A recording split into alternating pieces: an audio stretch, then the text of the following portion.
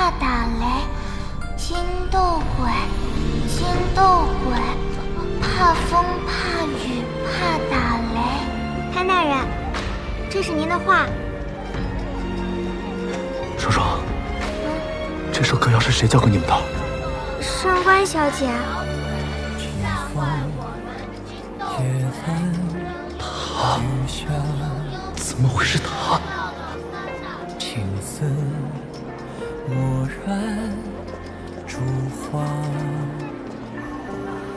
寥寥回忆经年长，却只能装聋。说你雨楼找到了尸体，我便来此守株待兔，没想到等来的是你。大半夜偷偷来此，想毁君灭迹？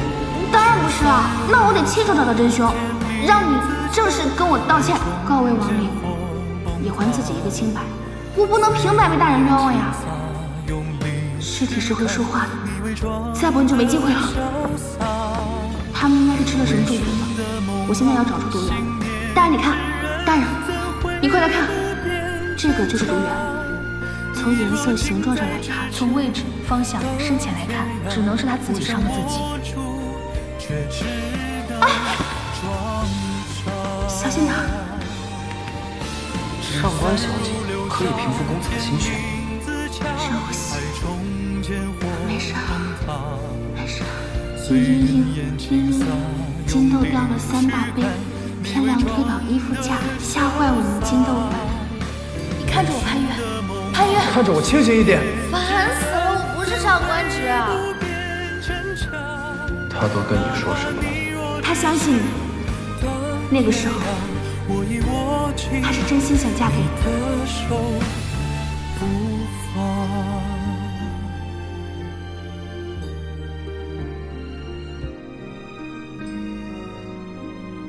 没骗你吧？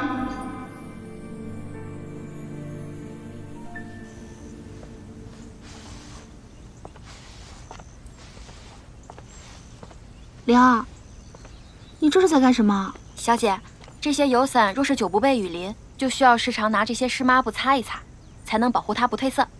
那我帮你。那我再去多拿点伞来。去吧。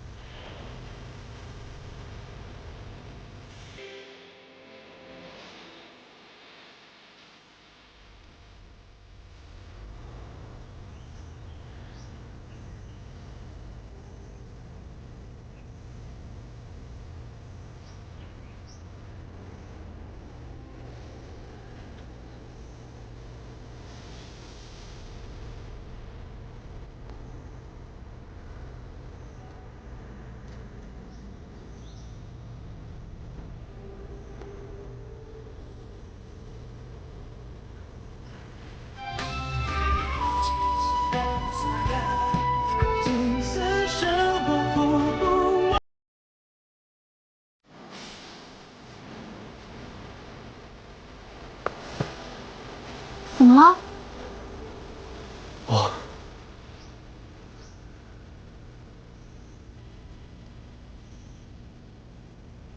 潘大人，您怎么来了呀？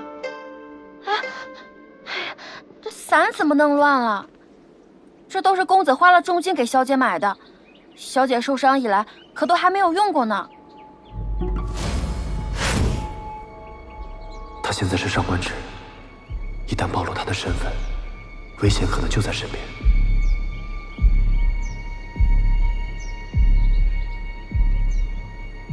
是不是出什么事了？潘大人，今日怎么有空来看上官芷小姐？是县衙里的案子都办完了吗？我刚抓了一只山鸡，晚上在院子里烤着吃。嗯。潘大人是打算留这儿晚上一起吃晚饭吗？不必了。是不是真出什么事了？没有，查到一桩案子，有水波纹的线索。什么案子啊？此案错综复杂，三言两语说不清楚。我知道你心系水波纹，放心，有结果，我会第一时间通知你。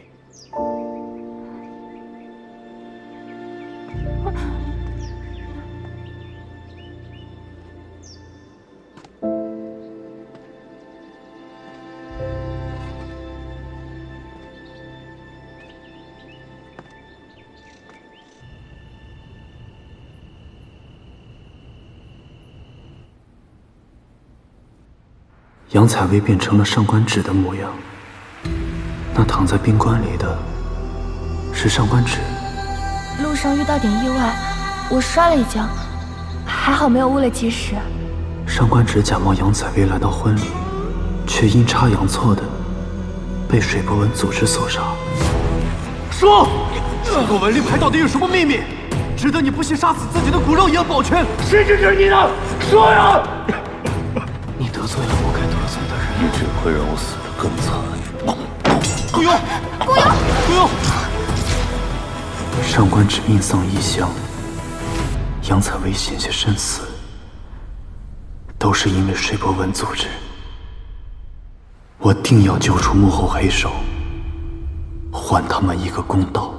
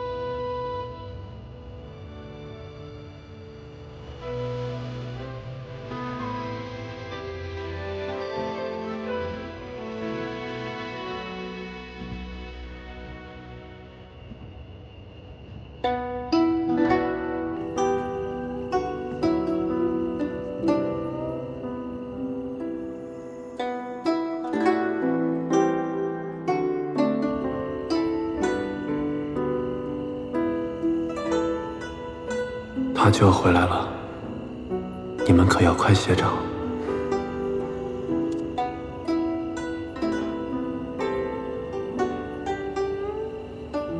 小姐，潘大人查到了水波纹的线索，那你还会回县衙吗？让我走就走，让我回就回，这么没骨气。他又没邀请我，我看他今天就是过来炫耀的。那我这要是去，岂不是热脸贴冷屁股？不去。你先回去休息吧。是，小姐。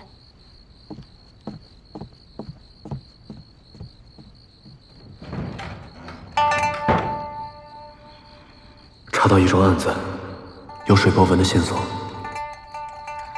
哎呀！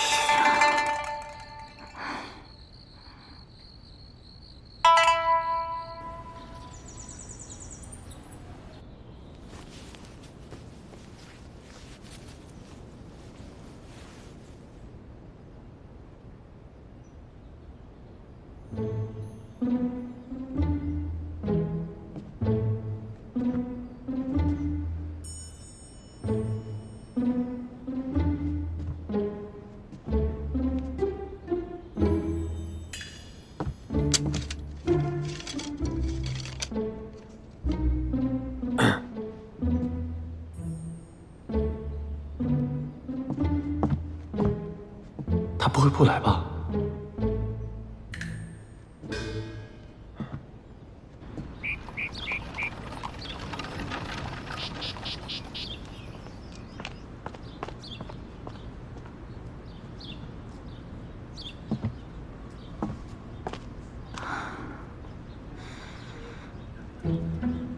小姐，咱们这是要去哪儿啊？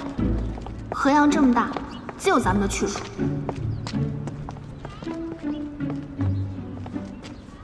哎呀，罢了，韩信都能受胯下之辱，为了查案，我能屈能伸。没写。呀，上官小姐，你可算回来了。这几天你不在衙门，县衙里死气沉沉的，好生无趣啊。灵儿姑娘呢？说实话，这灵儿姑娘不在，我这饭都吃不香了。是啊，就想灵儿吗？都想，都想。哎，大人呢？哦，大人在二堂呢。这几天他彻夜工作，就等着你回来帮他分担呢。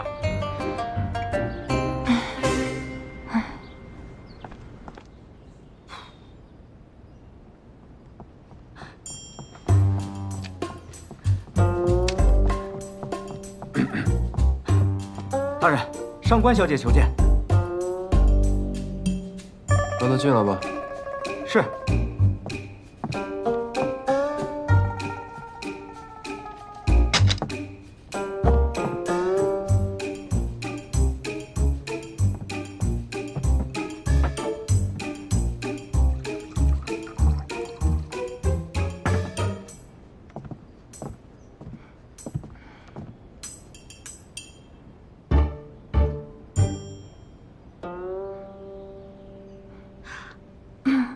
大人，你怎么来了？大人告诉我案件的进展，不就是想让我来帮忙吗？你多虑了。不过，你既然这么关心案子，让你看一看也无妨。多谢大人。什么大人属下，这么疏远？你已不是县衙的人，以后不必叫我大人。我知道我不是县衙的人，不用时时刻刻提醒我。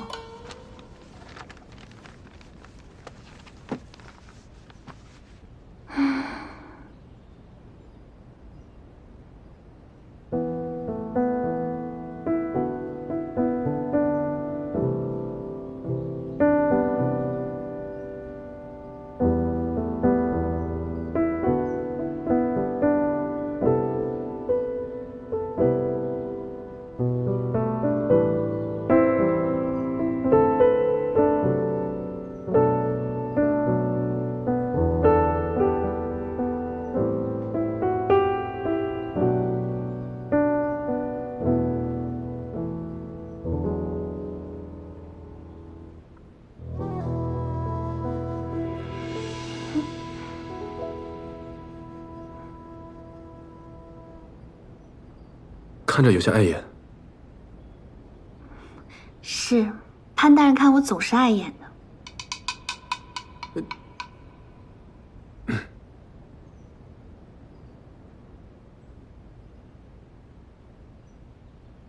怎么样？案中可看出有什么疑点？虽然案件很诡异，但是也没看到什么水波纹的线索。犯人沈慈却关在死牢之中。我去看他时，他牢房的墙上画的正是水波纹图案。那他说什么了？他只说待到案子查清，自见分晓。言下之意，他是无辜的，案件另有真相。但他如果真的是无辜的，为什么不把自己知道的说出来，非要让县衙查个清楚呢？而且，这个案子的重点是如何杀人。他沈慈一介书生是怎么做到让陈父等人目盲，失去神识，还自动跳崖呢？一针见血，不愧是你。你嘲讽我？我是真心的。大人，你既然愿意告诉我水波纹的线索，就不要事事找茬。我这次真是冲着案件回来的，我每日工作完立马离开，绝不叨扰。我不是这个意思啊。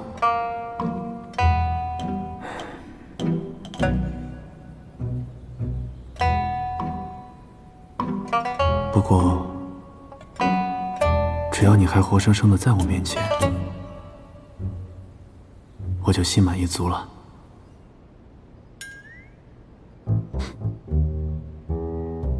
这人怎么回事啊？查个勾魂案，自己也中邪了？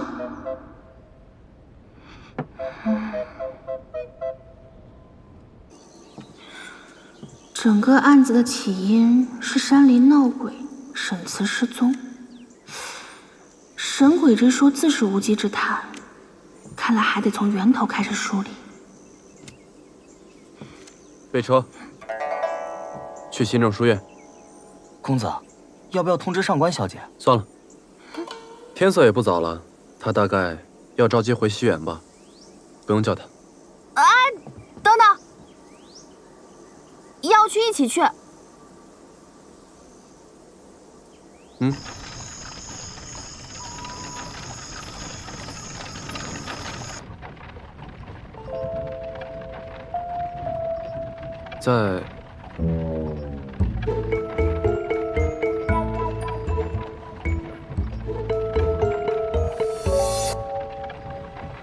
在西园住得惯吗？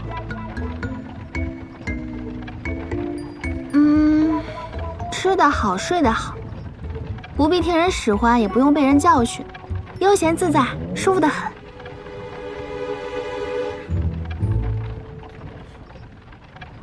听说前2天你跟卓少主去码头了？遇到点麻烦。哦，挺好。挺好。我遇到麻烦，你觉得挺好？我是说，麻烦顺利解决了，你又能回来查案，挺好。潘大人，是不是现在我坐在车里，你特别不自在，你没话找话呀？没有，我就是许久未见，关心一下。还昨天见过。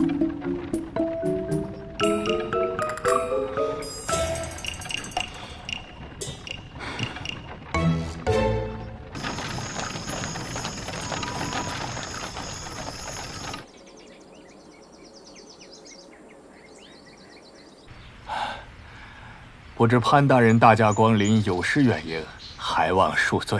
陈掌院多礼了。新政书院乃是河阳官学，钟灵毓秀，人才辈出，是河阳读书人心中的圣地。本官一直想来拜访，染染书香文气。大人垂顾，是新政的荣幸。里边请。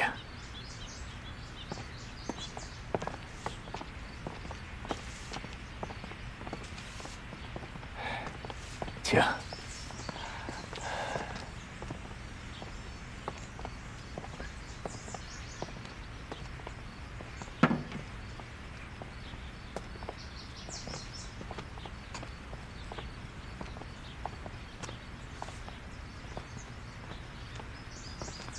没想到新政书院连仆役都风度不凡。大人谬赞了，都是书院的老人，耳濡目染罢了。故使天下之事亲耳而听，重足而立，合口而不言，是以三主失道而忠臣不谏，治世不谋也。故使天下之事亲耳而听，重足而立，合口而不言，是以三主失道而忠臣不谏，治世不谋也。请。潘大人，这些都是我们书院书生所写的文章，还请大人品鉴一二。是以三主失道而忠臣不谏，字字珠玉，必作鸡池。新政书院果然是不凡的。大人过奖了。重足而立，合口而不言，是以三主失道而忠臣不谏，治世不谋也。陈掌院，这篇文章是出自哪位书生之手？天下之事亲耳而听，重足而立，合口而不言，是以三主失道而忠臣不谏，治世不谋也。故使天下之事亲耳而听。这位书生，那个想跟你打听一个人。谁啊？你们这之前有一桩鬼火勾魂案，嫌疑人沈慈，你可认识？我不认识，不知道。啊？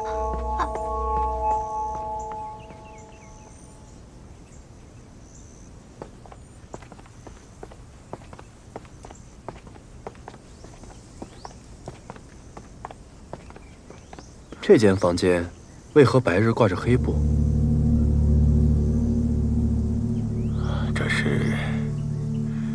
这是小儿的房间。我听说过令郎的事情，实在是让人遗憾。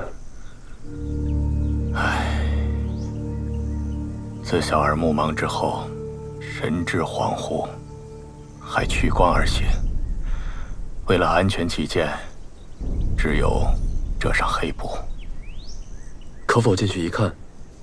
啊，请。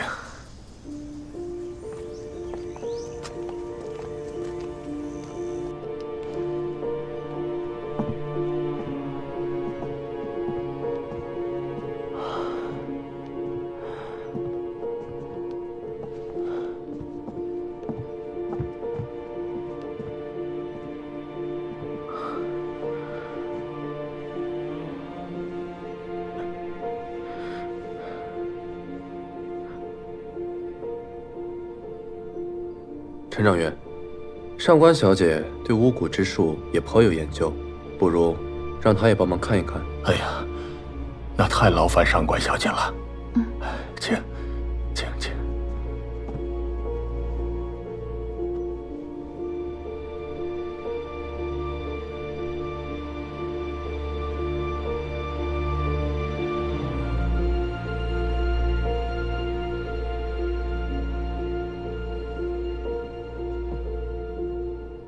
据我所知，嫌犯是一名书生，目前就关在县衙的大牢里。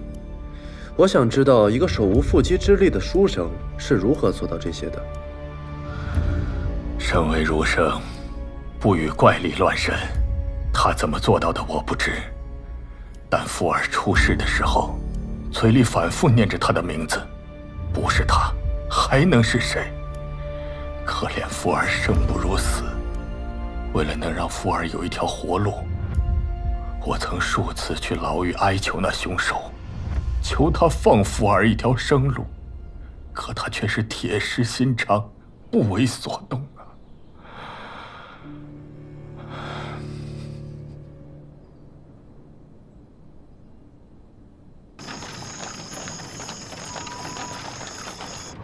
我觉得这个书院有些怪异。我方才跟那个书生打听的时候，我刚一提到沈慈的名字，他就面色发白，面露恐惧，直接逃走了。应该是有人给他们下了闭口令。大人何出此言？那些书生整齐划一，不像日常之举，而像是事先排演过的。而且，你有没有听到他们所念的文章？天下之事，亲耳而听，重足而立。过秦论。不错。那篇文章讲的是天下之事只能亲耳听，却闭口不能谏言。那谁给他们下了闭口令呢？有可能是沈慈的同窗，也有可能是陈掌院。陈掌院深受其害，按理来说他应该想要查清案子，给沈慈定罪才是，他没有理由这样做吧？大人，咱们去一趟后山吧。鬼林闹鬼，我总觉得不寻常。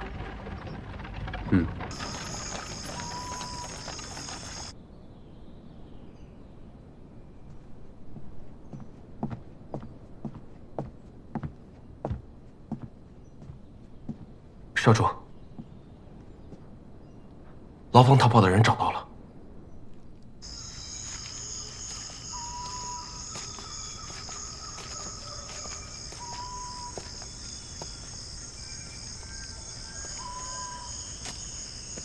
我追到这的时候，发现有人比我早一步，已经把他杀了。看清那人面目了吗？我没有看清他的脸，但他持剑杀人的时候，右肩有些异常。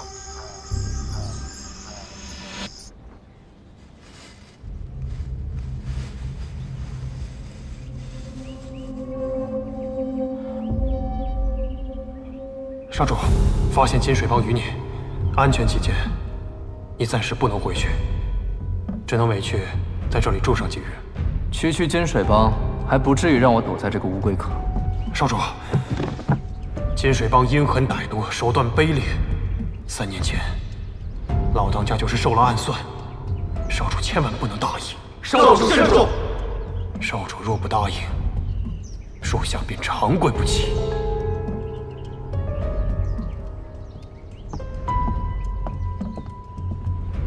少主叫我来，有什么吩咐？少主，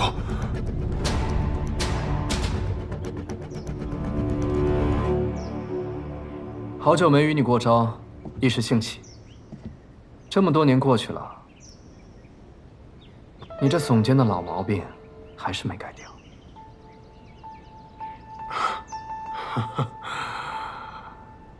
小时候跟师傅学剑，我总是出错，师傅就用这鞭子抽我的右肩，可能是那个时候留下的阴影，现在想改也改不了了。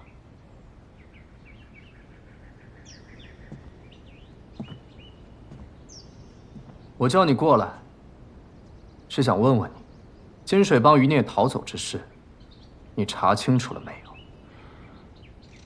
查清楚了，是奸细利用与看守相熟的关系，因看守过去抢了钥匙，这才逃脱。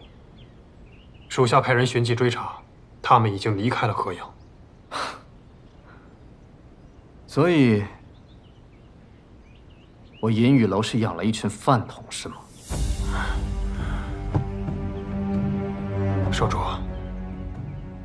属下办事不力，御下无方。唉，我才是银雨楼的少主，若真要说御下无方的话，最该问责的人是我。是我最近过于投入儿女私情，忽略了帮中事务，这才让跟前的人犯错。好了，你下去吧。是。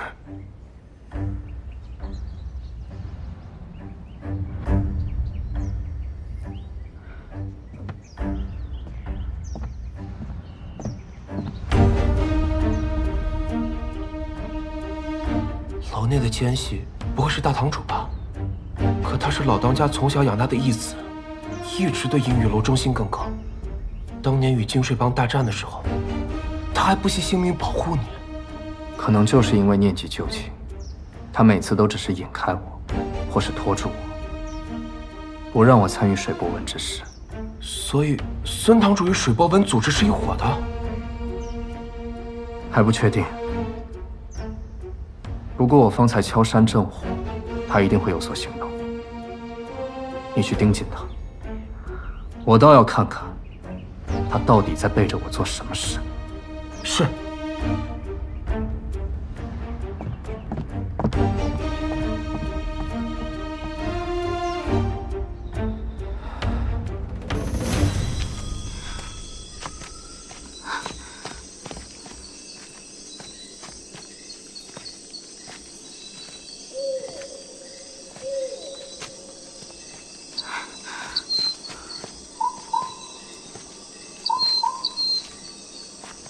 前面就是鬼林了。走吧，我们去试试胆量。哎，平日不是老拿我哥当幌子吗？都不肯带我出来，今日怎么如此主动？那是之前，从现在开始，不管前路是危险还是坦荡，我都愿意带着你。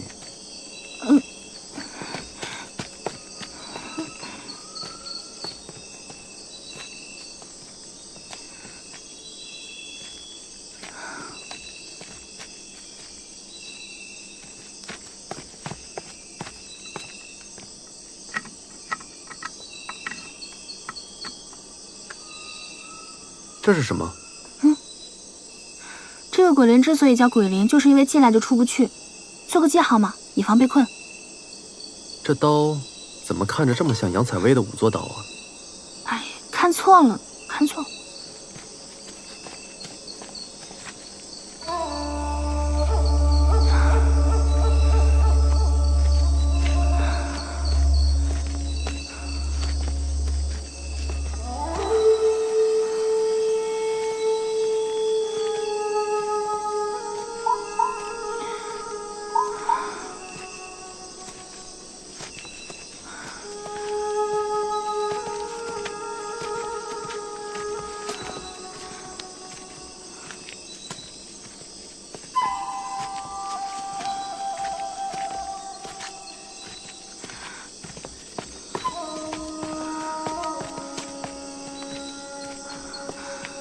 糟了！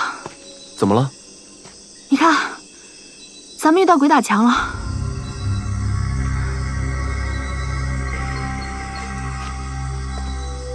有可能是有人在固步一阵。跟我来。哦。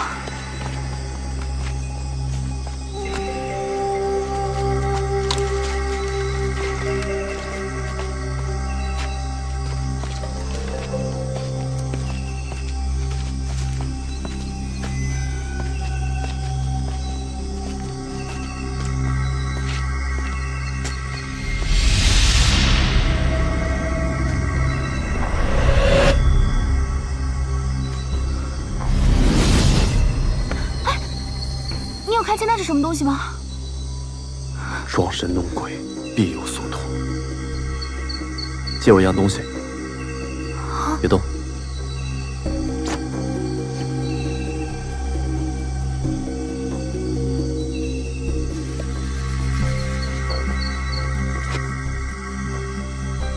这样，我们就不会再走散了。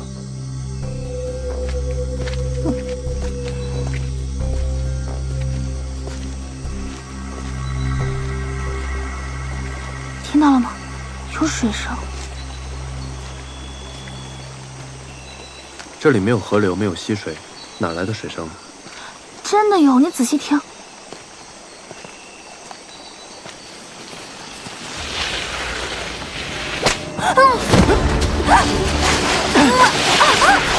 张怀史，抓紧我，别松手！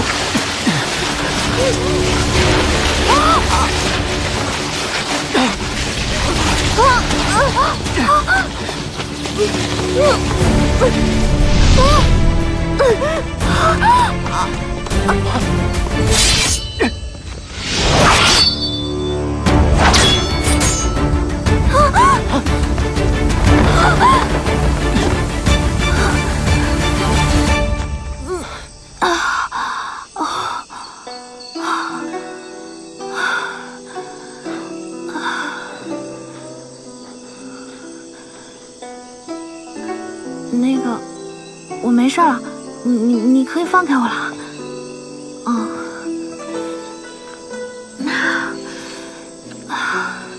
怎么样？没事没事。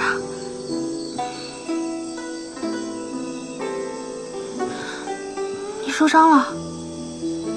无碍。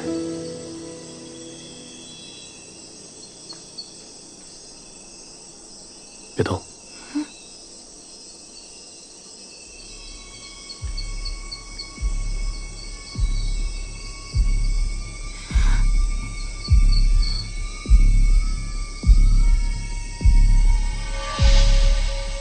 这是什么？味道怪怪的。染料。染料。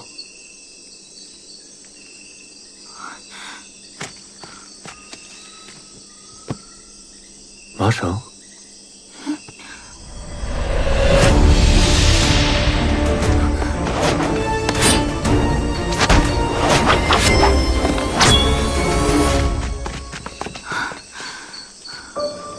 所谓鬼灵，也不过就是人造的机关。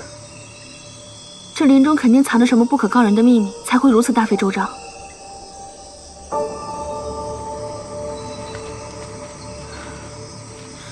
终于走出来了。这些机关设计如此蹊跷，没有个多年经验做不到这些，恐怕这幕后之人势力不小啊。这附近都不生野花，为什么唯独这里有呢？怎么了？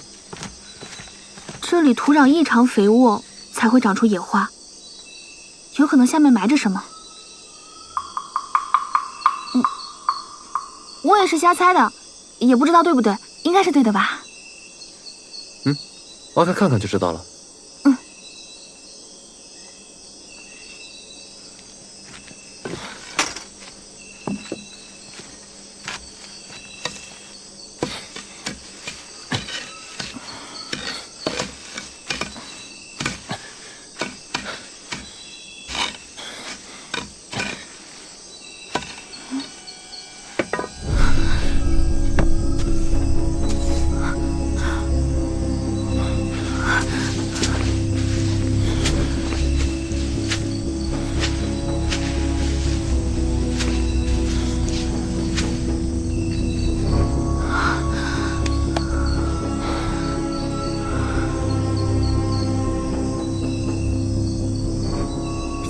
书院的院徽？难道死者是新政书院的学生？来，刘捕快，快点！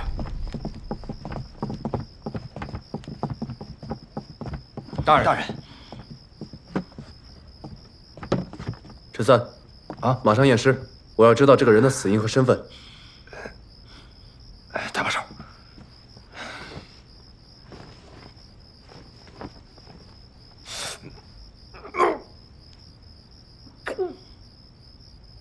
大人，看这个尸体的腐败程度，死了1年多了，还能查出个什么呀？大人，我的意思是说，那个别人肯定不行，那个我一定行啊。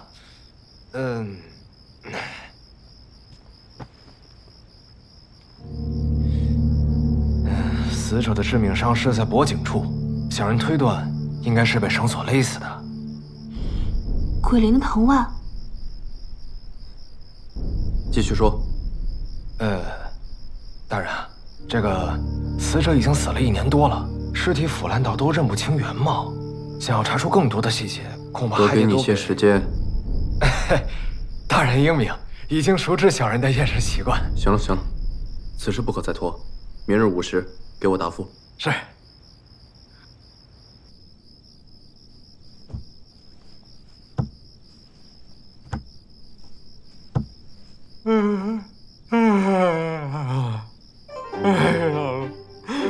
我的祖师爷爷，小的求求你了好吗？您今晚早点来啊，别让小的等那么久啊！我的祖师爷爷，小的求求你了！哎呦，我之前问过刘捕快，他说新政书院近1年都没有报过失踪案。你说这个人会是谁啊？我猜那个人应该姓妙。为什么？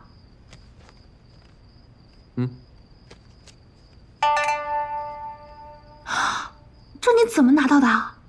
白天在书院时顺手拿的。啊，所以是那个时候。新政书院果然是不凡呢。大人过奖了。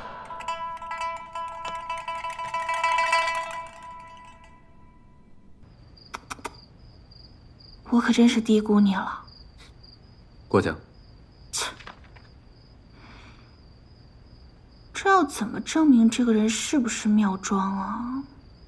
我得找个借口离开，以便前去验尸。我得找个借口离开，以便他去验尸。上官者，你先说。我感觉有点闷，想出去溜达溜达。阿瑟找我有点事，我要过去一趟。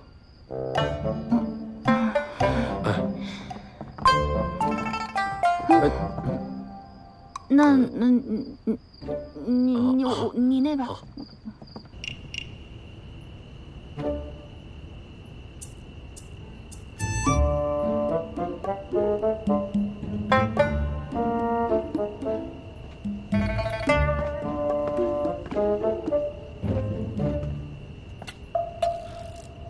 大人，您站在这儿看什么呢？赏月。你在这干嘛？守夜。这不用你守，回去吧。回来。去跟厨子说一声，做一桌好菜，再温一壶好酒。大人，这么晚了，你还有客人呢？让你去就去，哪那么多废话？是。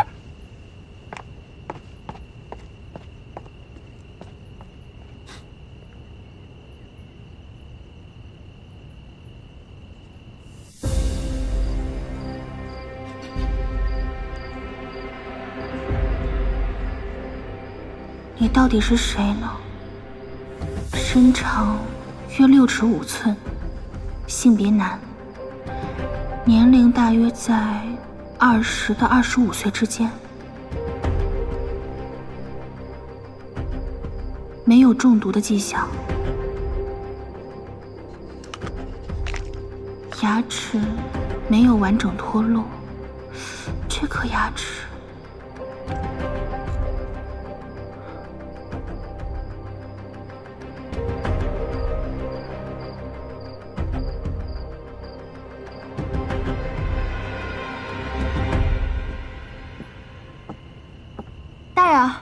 你找我？快吃吧，别说我亏待下属。看来这新换的厨子甚得你心呐。上官小姐，阿江，你怎么来了？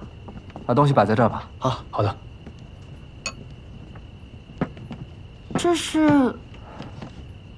我听灵儿说你回县衙工作了，担心某些人亏待你，所以便让他多做了些菜拿过来。看来时机正好。大人，一起呗。汉大人看见我们就烦，应该想图个清静吧。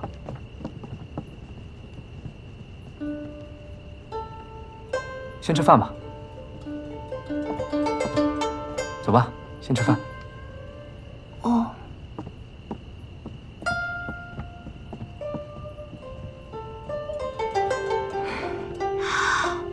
哇！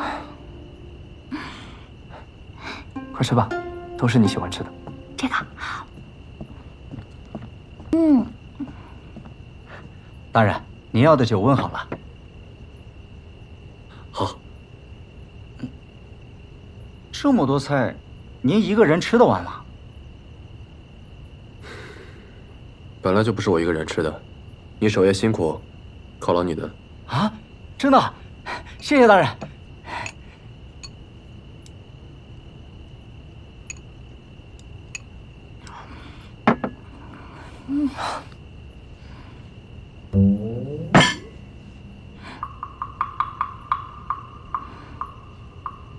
你吃饭能不能注意点？饭都沾到脸上了，影响我食欲。不好意思啊，大人。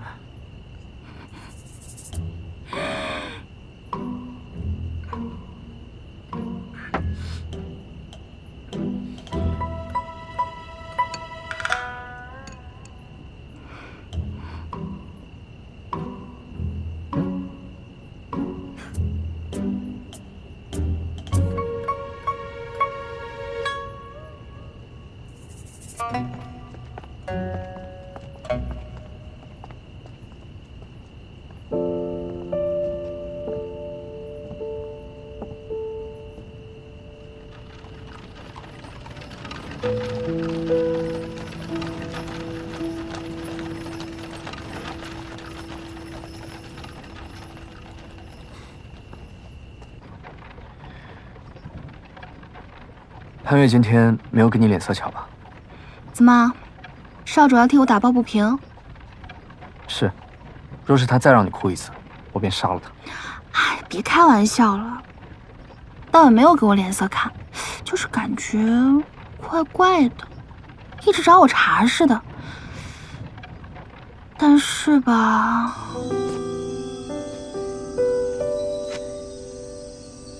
这样，我们就不会再走散了。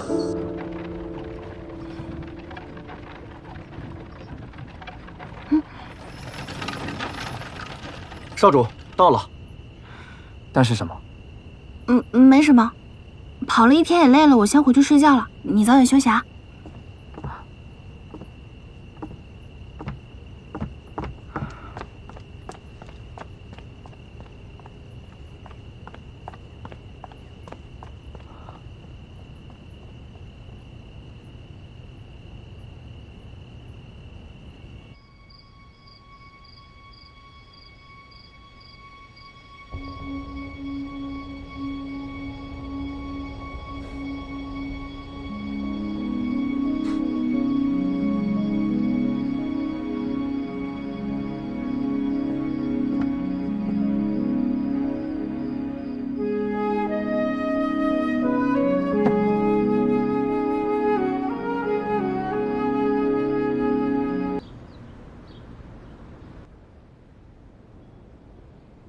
大人，等人到齐了再说。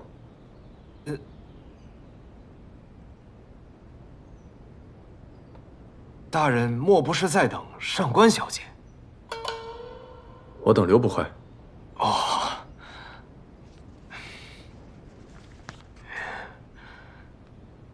怎么还不来？不会是卓兰江那小子搞鬼不让他来吧？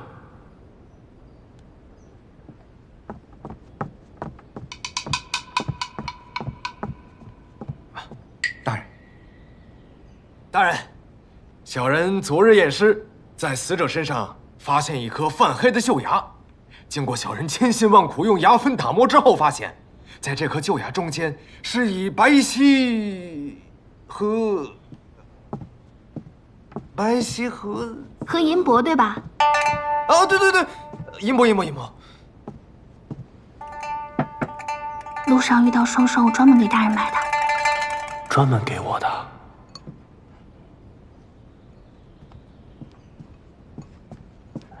大人，吃冰饮了。好，谢谢。来，谢谢。好吃。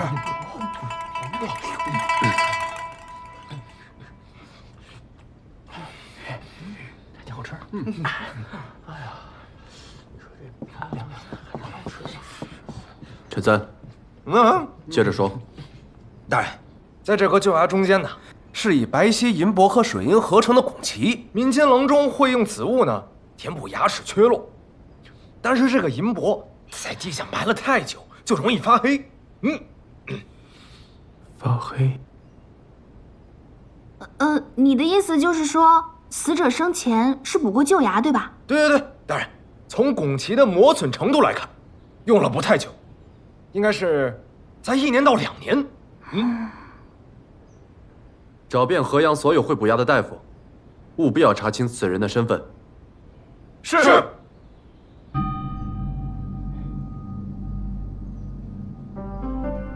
不错，这颗是我补的牙，但凡我补的牙都会掺点水银。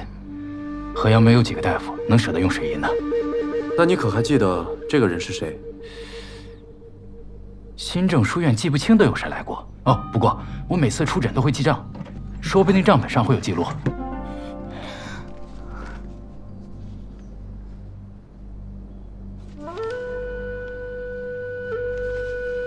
哦，找到了。2年半前补龋齿1颗，收诊金2两，病患姓名沈慈。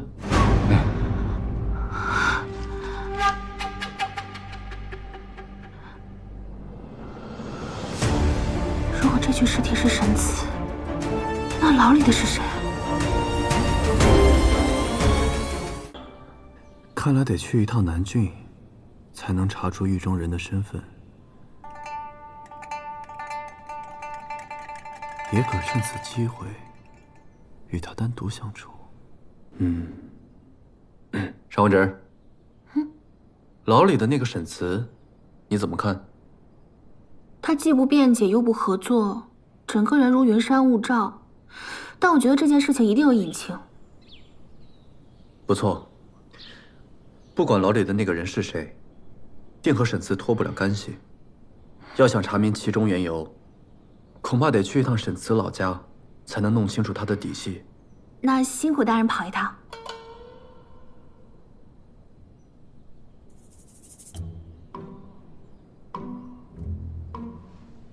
听说这南郡有很多好吃的，黄桥烧饼、扬州汤包，还有桂花糯米糕，定能一解这口舌之欲。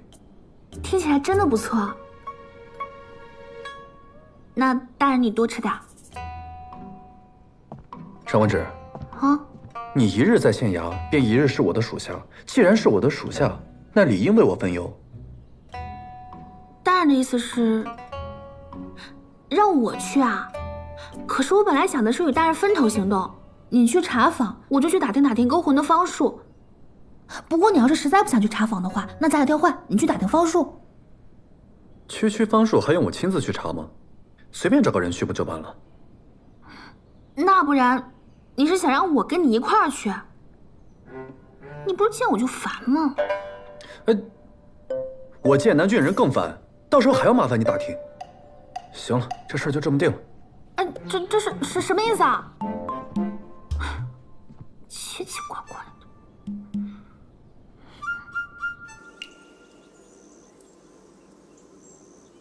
公子，已经按照您的吩咐，将所有县衙序里都查了一遍。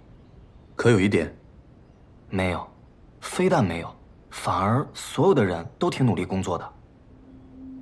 具体说说。先说这个陈仵作吧，这个陈仵作之前屡屡被初学仵作的上官小姐给打压，心里面不忿，所以每日都早早回家，刻苦钻研。老主簿无儿无女，吃睡也都在县衙里面。但是他的咳疾愈发严重，所以这段日子也都没有外出过，基本上都在当房里。而刘捕快之前贪财懦弱，是这一次的重点调查对象。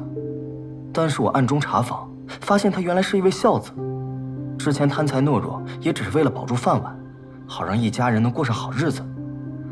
但自从灯会案之后，受到公子感召，从此拒收贿金，一心办案。其他衙役也都没有查出任何疑点。看来这个奸细藏得挺深呢。哟，哥几个都在啊！你们听说了吗？我们潘大人要跟上官小姐去郊游。前2天他还吩咐人在河阳郊区附近那个什么湖的那个客栈还订了房间呢。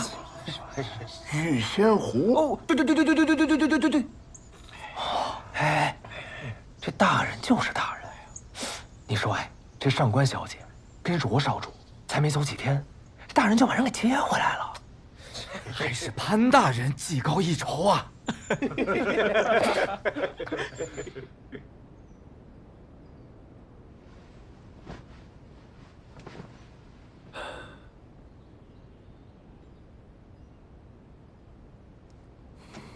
回转不过几日，你多带些有必要的东西，这些没必要的就不要带了。什么是必要，什么是不必要？你比如说栗香膏、杏花酒、新鲜的水果之类的。哦，我懂了，反正就是上官小姐喜欢的，那就是必要的；上官小姐不在意的，那就是多余的呗。我看你此刻就挺多余，快准备去。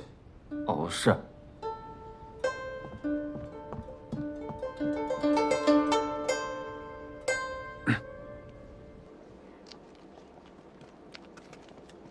大人，小姐，路上照顾好自己。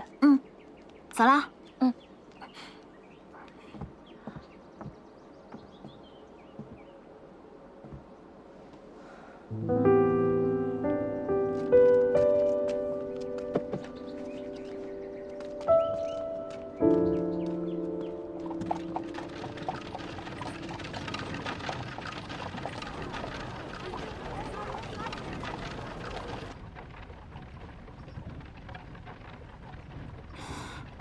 为什么说是郊游啊？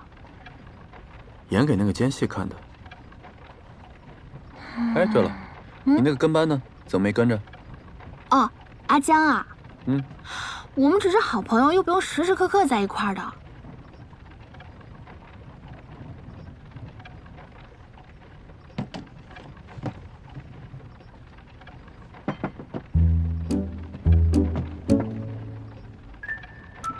你不是说郊游是幌子吗？带这些干什么？你不也是吗？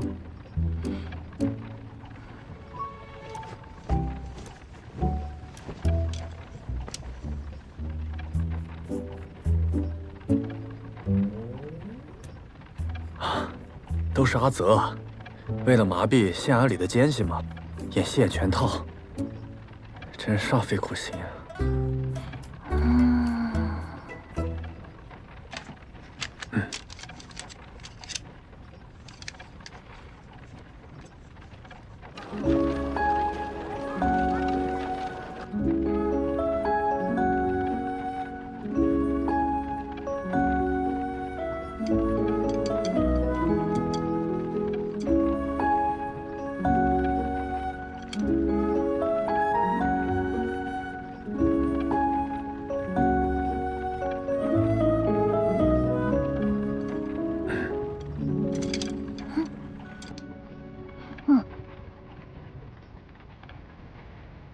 手不累吗？这样看吧。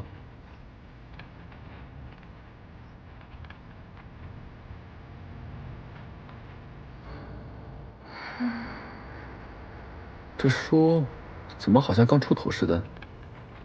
这是我让灵儿去鬼市淘的。上面说了什么有用的吗？这有一个什么召唤之术，很有趣啊，你想不想学啊？说说看。他说的是取对方一缕头发，缠于杯底，杯中盛满青梅，酒一口饮下之后，再默念其名字17遍，对方就能出现。若是真的思念一个人入骨，无论是睁着眼睛，还是闭着眼睛，都能看到对方。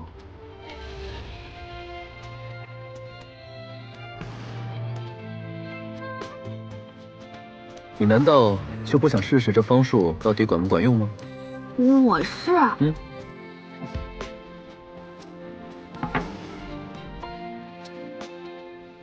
给。真来啊！你以前不是恼恨我对你诸多挑剔吗？若你真能召唤我，可以让我供你驱使，不就报仇了吗？呼之即来，挥之即去，好像是不错啊。记住了，以后有需要我的时候，念我的名字17遍，可千万别忘了。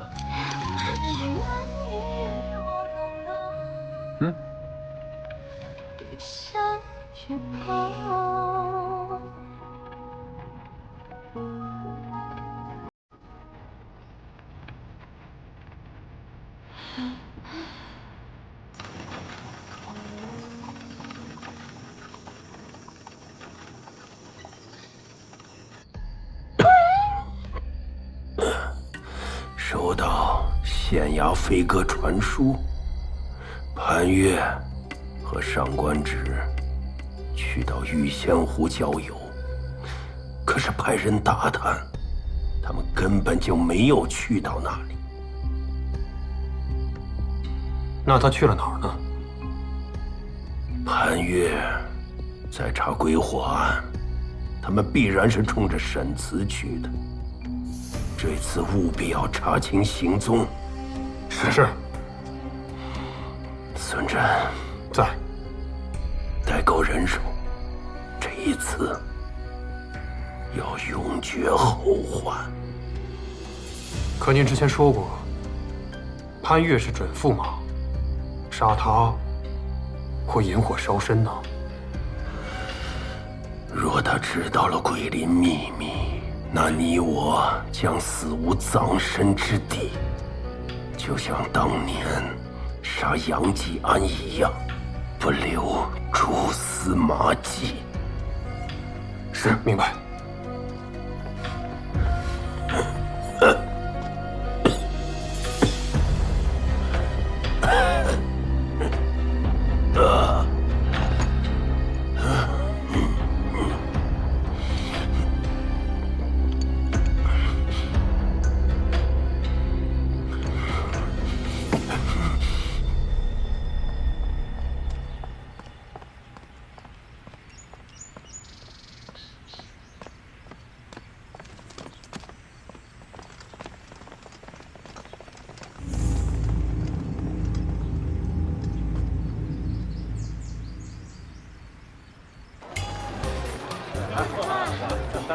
这里好热闹啊！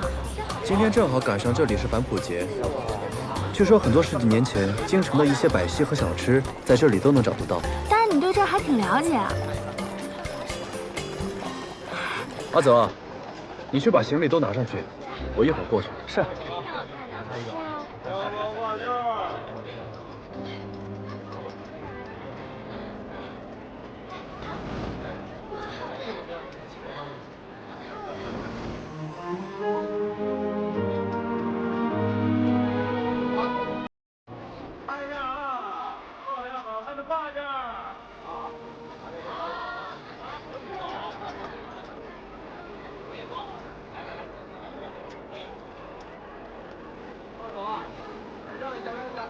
喜欢啊，买一个。不用，不喜欢。既然是反哺节，何不入乡随俗，回到小时候？走。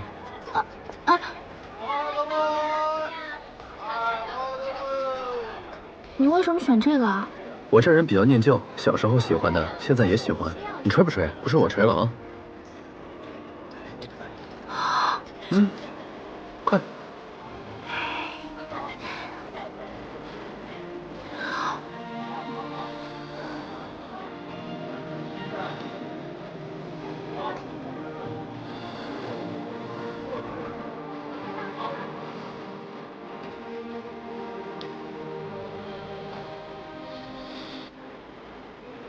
我还记得，当年那个汤圆，你念了好几个月。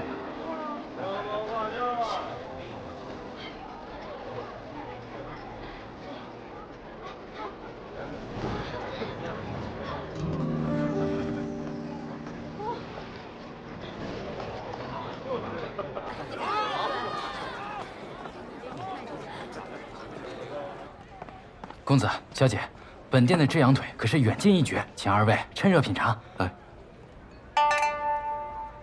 啊，多谢。大人你也吃。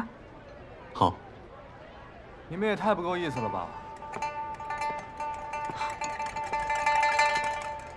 啊？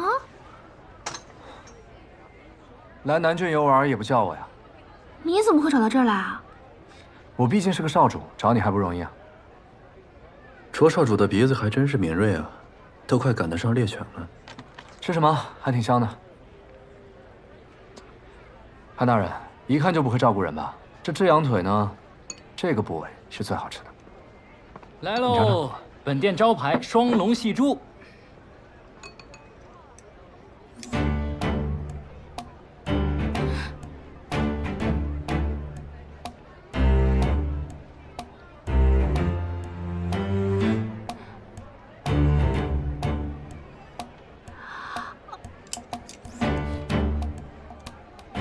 一路奔波，多吃点。潘大人，何时这么会照顾人了？我县衙的人，我自该尽心照顾。只怕这关心过了头，会遭人闲言碎语，准驸马拈花惹草，世人或许会被你的皮囊蛊惑，不会骂你，可侄儿却不同，会无辜受到牵连，落人口实。我想什么做什么，自有盘算，用不着卓少主提点。我才懒得提点。潘越怎么回事？前阵子还巴不得我搬出县衙，眼不见为净，现在怎么对我这般体贴照顾？没想到这反哺节这么热闹，一间多余的客房都没有。潘大人，今晚只能委屈你与我同住了。好说，我就住在对面，若你有什么事，唤我。我也住对面，若想聊天的话，随时唤我。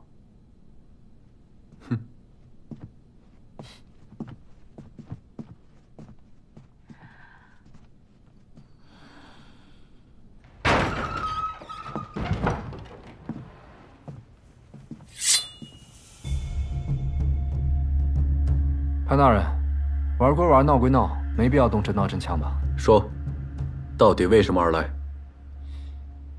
你为了什么，我便是为了什么。若只是为了上官纸，用不着在外面埋伏这么多人吧？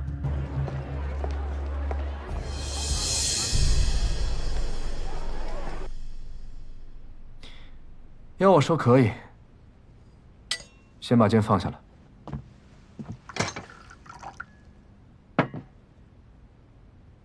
有人要劫杀你们，是那伙人。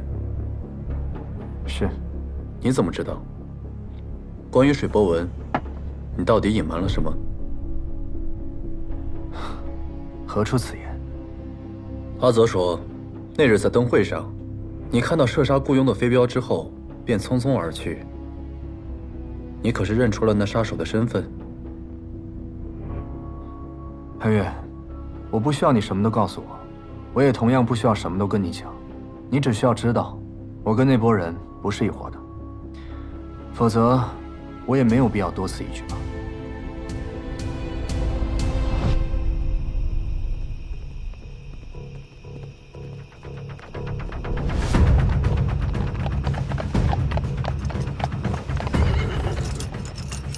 大堂主，少主突然来了，此刻也在客栈。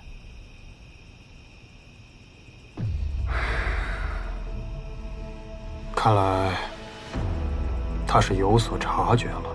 我们还照计划行事吗？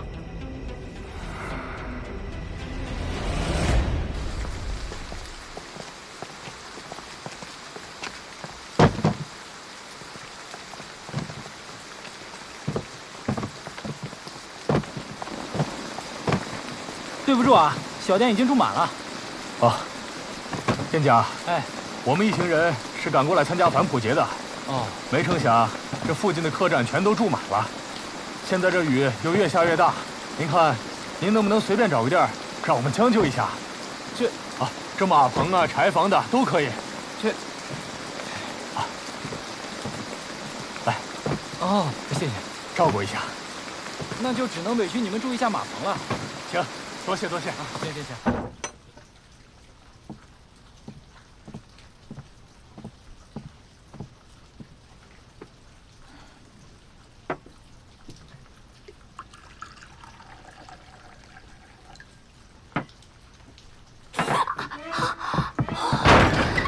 怎么了？你没事吧？吓死我了！怎么，你们那么紧张干什么？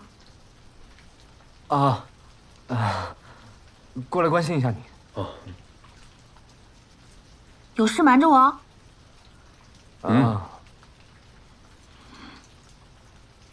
那你们先回去吧，我要睡觉啦。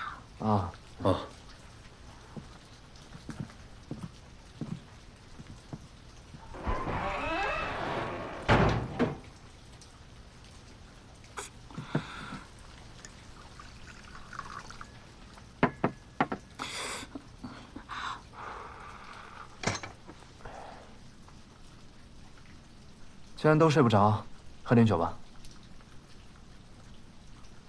好。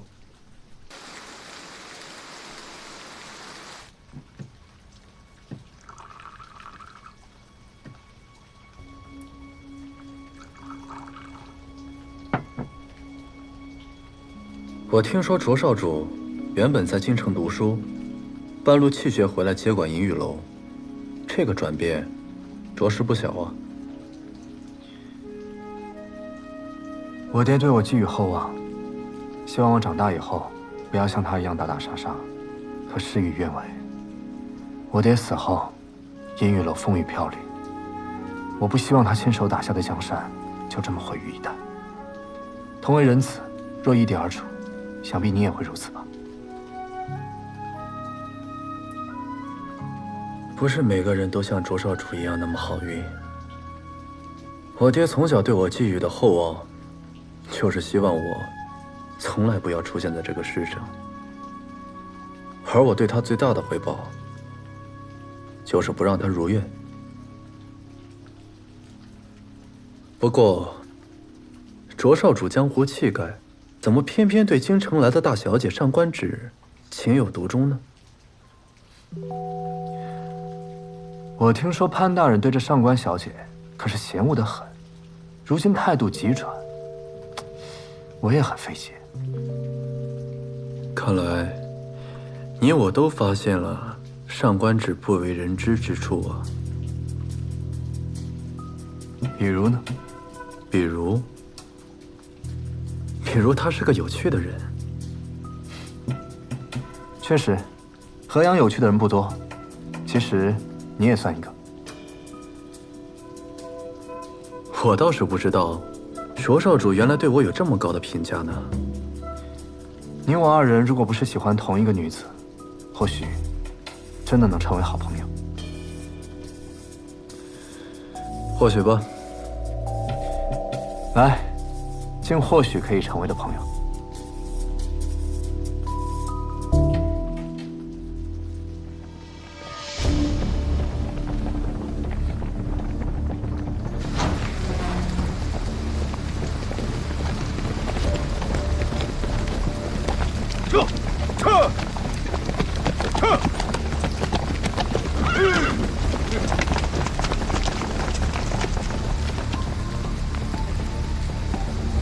今天这里住了很多外地的有钱人，把人全都绑了。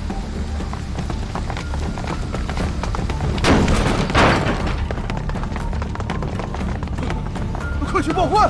啊！如果你信得过我，保护上官芷先走，我定会给你一个满意的交代。好。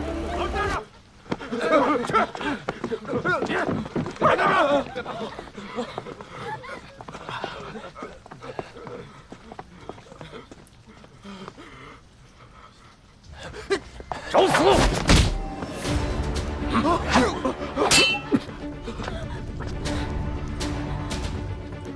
找死！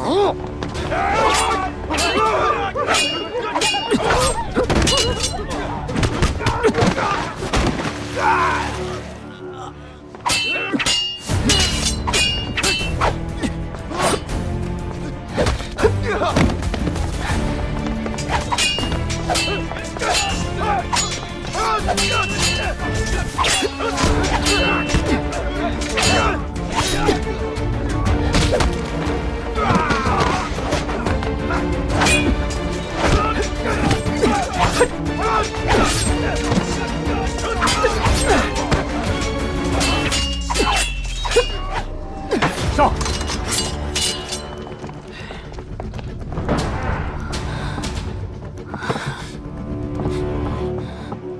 外面那些人是冲我们来的，是水波纹的人。你先走，我等后。你小心啊！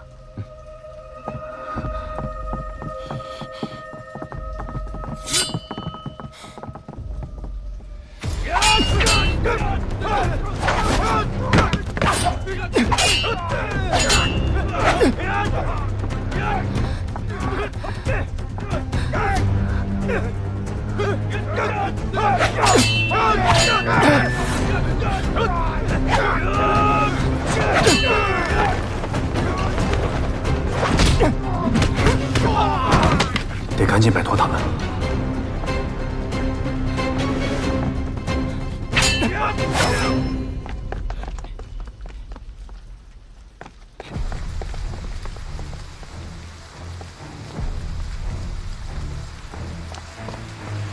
怎么了？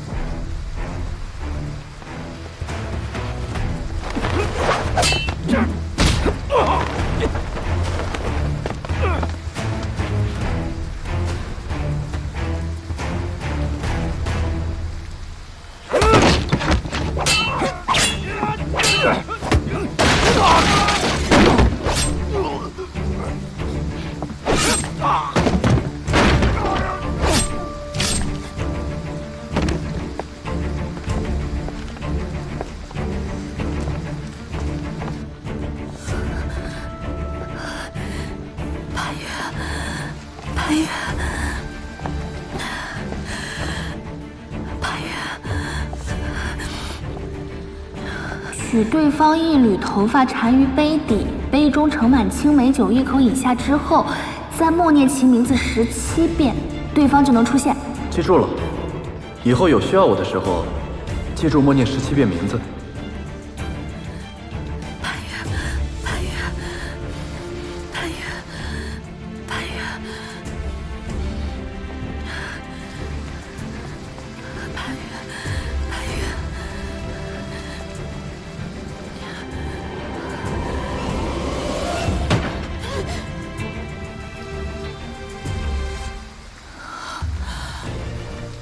你怎么样？有没有伤到哪儿？你真的来了。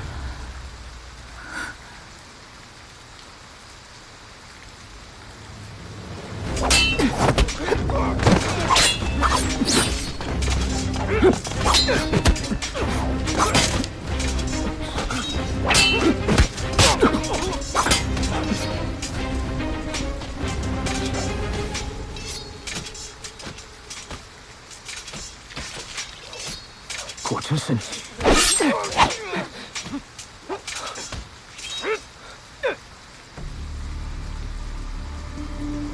少主，孙堂主，你是要造反不成？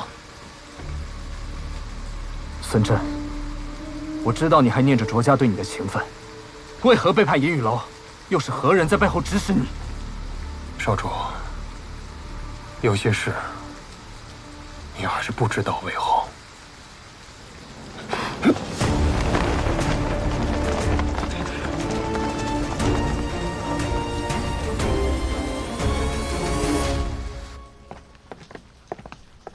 公子，上官小姐，公子所料不错，那些人都是银雨楼的人，而带头之人便是大堂主孙震。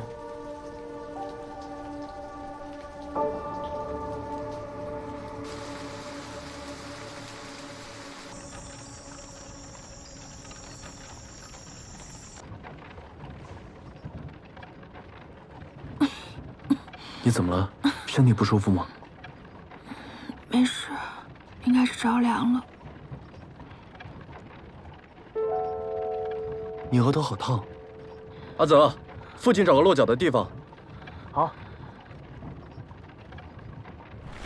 动！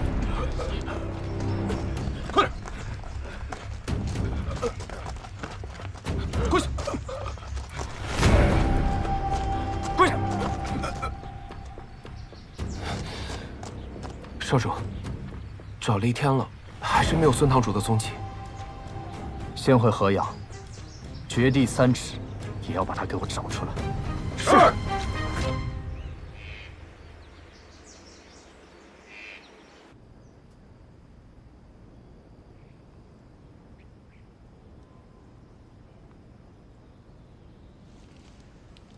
公子，来，给我。你赶紧去附近的药铺抓点药。是啊。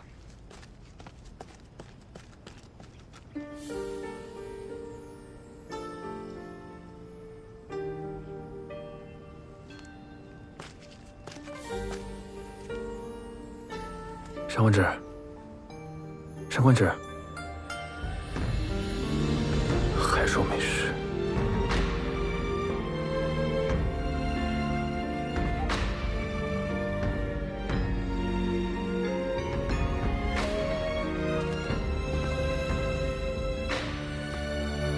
季风夜阑雨下，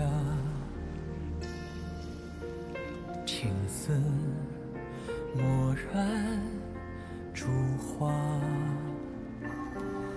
寥寥回忆经年长，却只能装聋作哑。勾勒你的脸颊，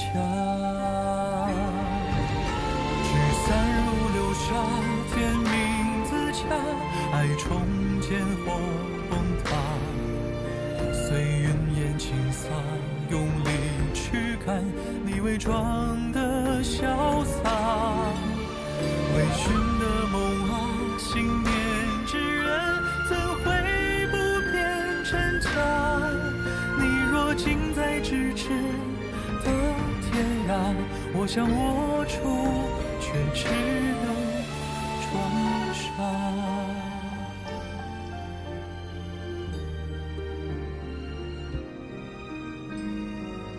他这是守了我一夜。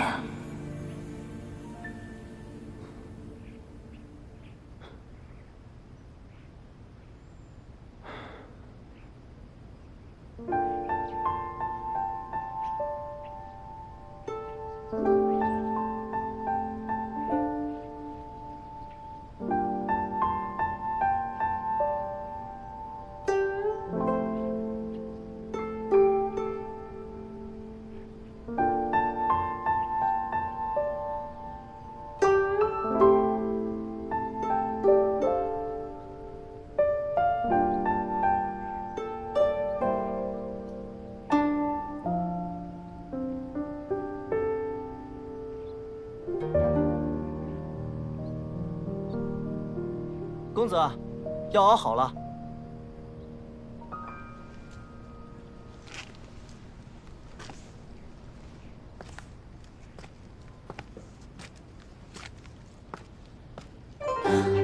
这是什么情况？潘越亲了我，潘越亲了我？潘越为什么要亲我？难道他怎么可能？你醒了？嗯。来，把药喝了。我来。谢谢。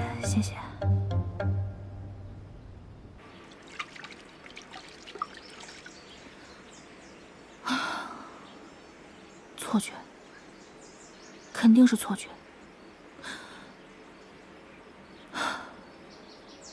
要不就是刚才在做梦，一定是在做梦，我肯定没有睡醒。在做梦。公子，东西都收拾好了。一会儿路上走慢一点，不必急着赶路。上官指刚好一点，别再颠簸了。公子，我跟了你这么久，还没见过你对谁如此上心，考虑如此周到的，你还不承认你对上官小姐别有用心啊？怎么，我就不能喜欢上官指吗？韩月喜欢我，他竟然真的喜欢上了我，怪不得他让我陪他去沈慈老家，一路上对我关切有加，所以刚刚才会……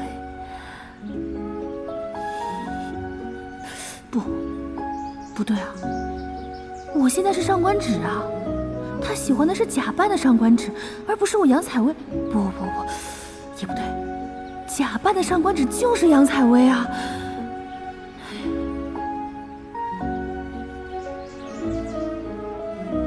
他怎么去了这么久，还没回来？好了，可以出发了。我出事1个月后，他便与郡主有了婚约，现在又喜欢上上官芷，他究竟怎么想的？难道感情对他而言就是一块可以随时拿起、随时放下的石头吗？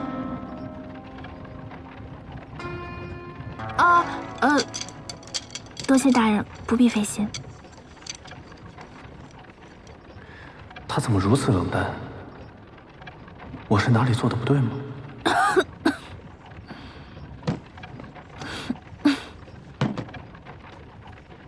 哎，多谢大人，不必费心。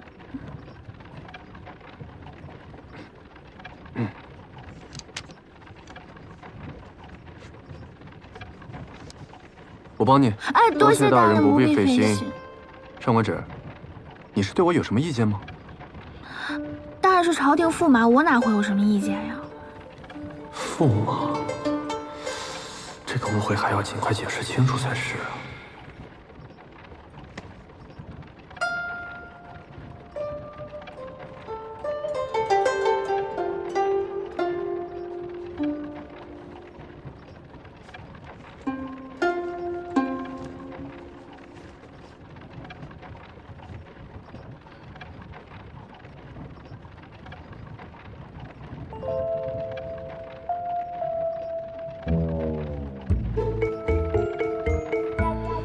公子，郡主他……我什么都没看到。慌慌张张的做什么？公子，那个郡主来信了。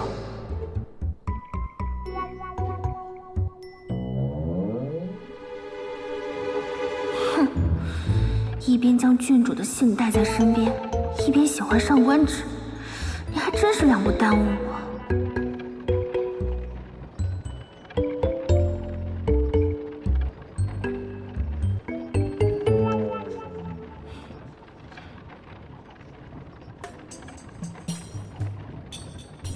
不行，无论我怎么好奇，都不该拆他的信件。既然你这么好奇，为何不亲自打开看看？啊！这封信我还没打开，你帮我看看，可写了什么重要的事？哦。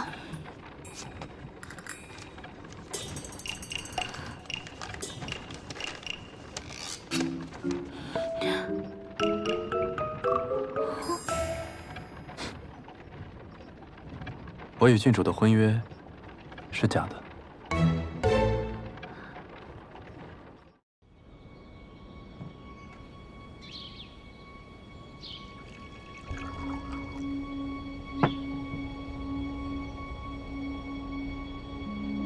多谢郡主。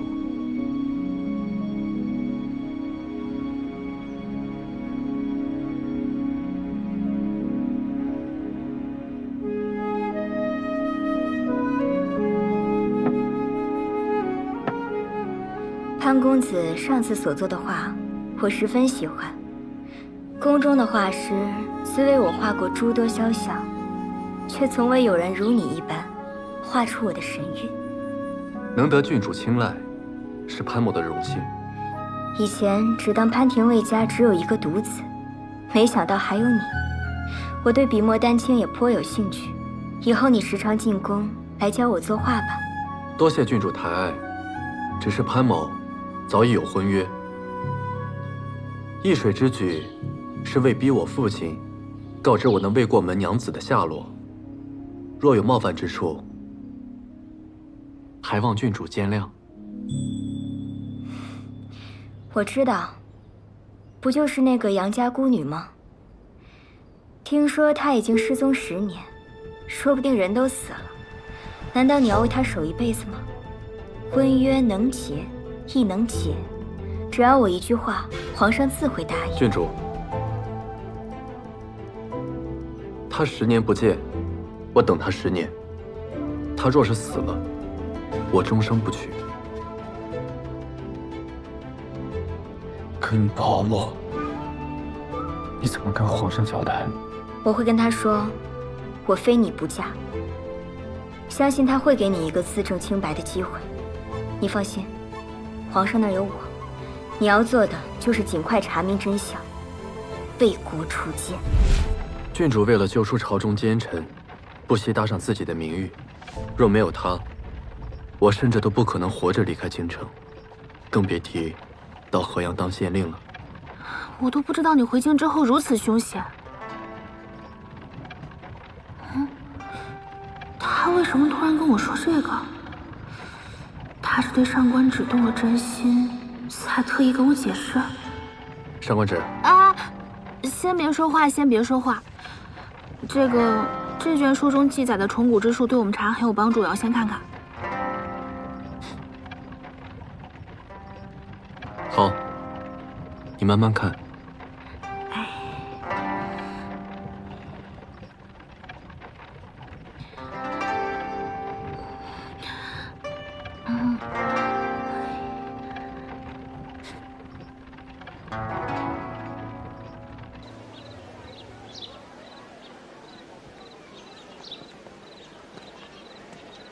就这儿吧。好。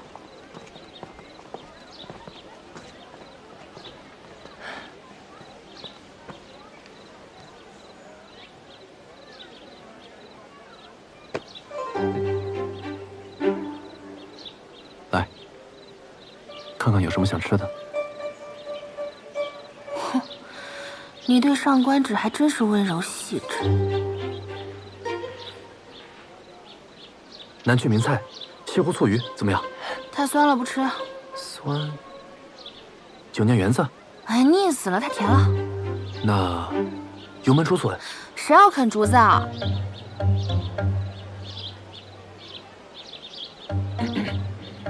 上官小姐这是怎么了？不知道。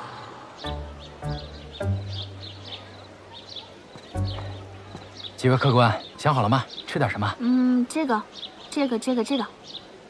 哎，对了，掌柜的，给您打听一下，您知道沈思家在哪儿吗？你要找沈慈的家啊？他们家已经没有人了。那他家的房子在哪儿啊？一直往前走，中间第一家就是沈家。不过呀，那个地方不太吉利。好，谢谢啊。哎，阿泽，一会儿你去周围打探一下，我们俩去他家看看。是。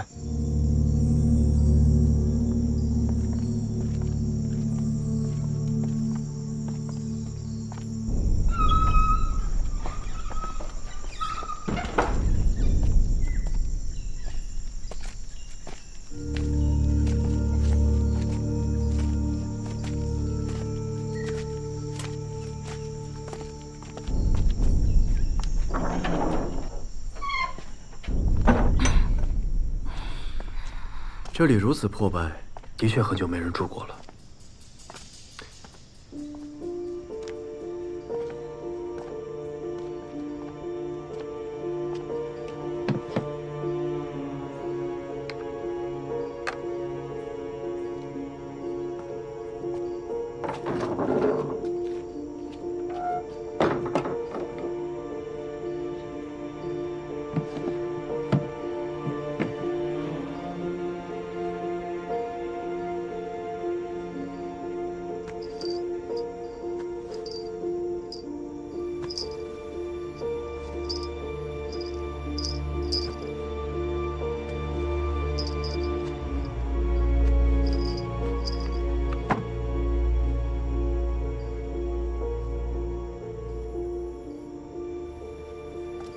怎么了？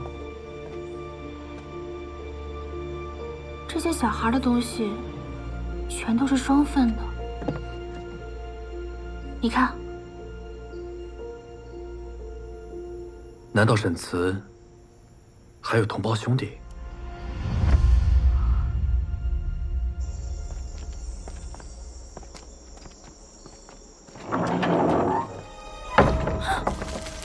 小心！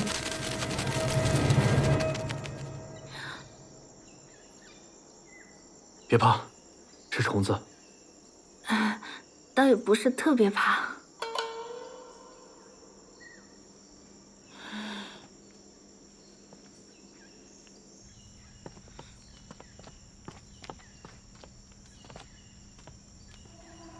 这看起来是个柴房，怎么会有人常住在这里啊？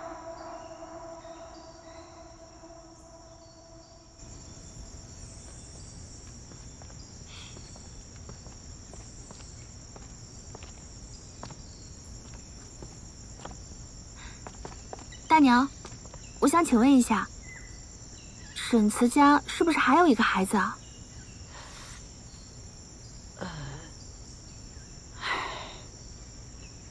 你们说的没错，沈家原本确实有对双生子，大的叫沈慈，小的叫沈岩。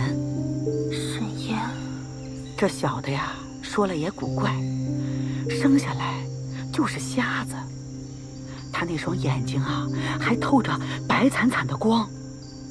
最古怪的是，他能招来各种稀奇古怪的虫子。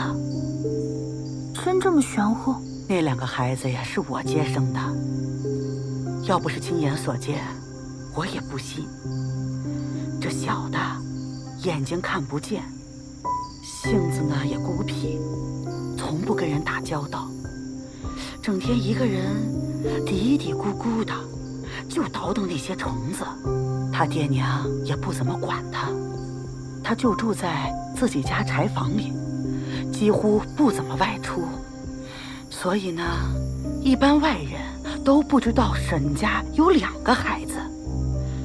可是有一天，这孩子还是惹了祸，他养的那些毒虫一不留神，把他爹娘给害死了。经过那事儿之后啊，这哥哥伤心的很，就离开了这儿，去河阳求学了，说是这辈子呀再也不回来了。从那以后，也没有人再见过那个弟弟。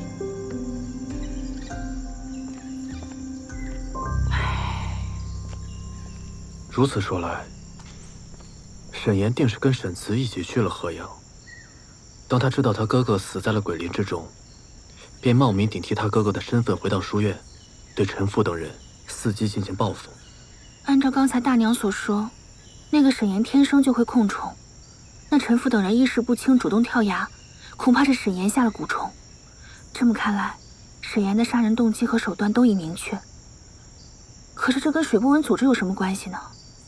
这个机关重重的鬼林又是怎么回事？看来解铃还需系铃人。回去吧。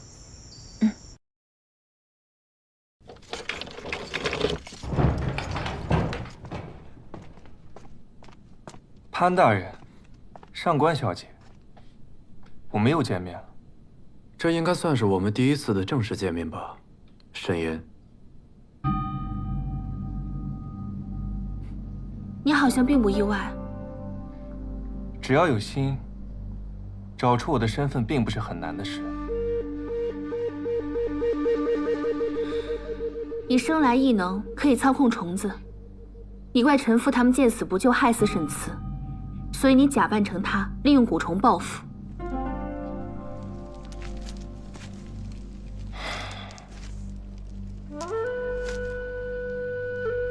你们知道我为什么喜欢虫子吗？因为虫子都是一群群的，不会抛弃同伴，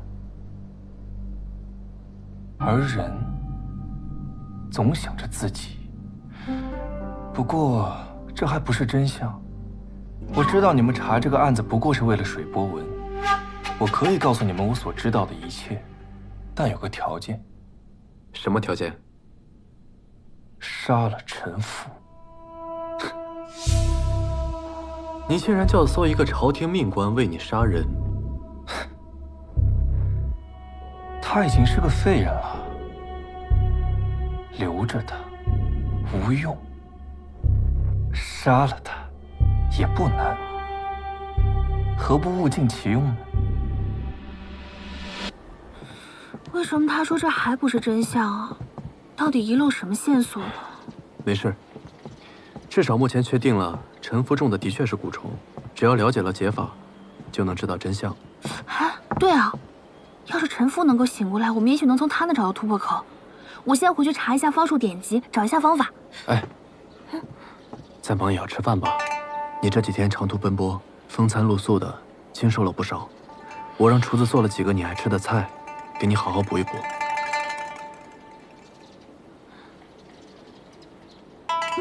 不行，我先走了。哎，那我送你。别叫我，你有这功夫自己好好查查案子吧。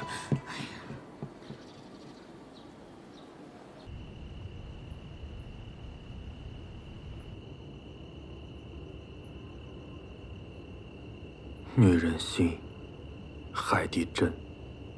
这对她好也不行，对她不好也不行。你说她心里到底在想什么呢？我有一个想法，就是不敢讲。还有什么是你不敢讲的？讲。自打上官小姐进了县衙以来，我也一度觉得她对公子的态度是摇摆不定。但是根据最近的种种来看，她恐怕是……什么？讨厌公子。啊？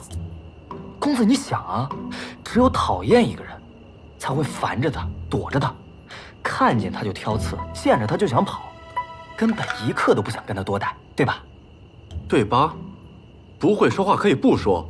下去，哎，下去，下去。不是你让我说的吗？讨厌我？怎么可能嘛？她都嫁给我了，怎么可能讨厌我呢？等等，当初出现在婚礼现场的是上官芷，并不代表杨采薇的心意。他变成上官芷回来，第一个怀疑我是杀他的凶手。如今他与白小生和竹来江如此亲密，看来是把身份的秘密告诉他们了，却不肯对我透露半点儿。我越是对他示好，他就越是厌恶。难道他真的讨厌我？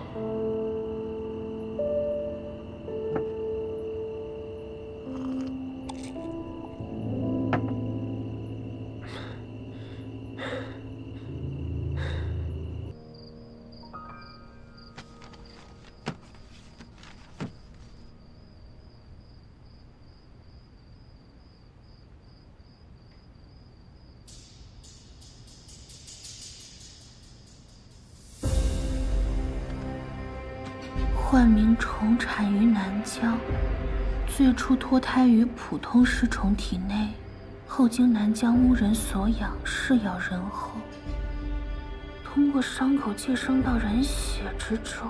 寄生之后，人会意识模糊，无法视物，且此虫喜光，宿主也因此变得趋光，易被光亮所引。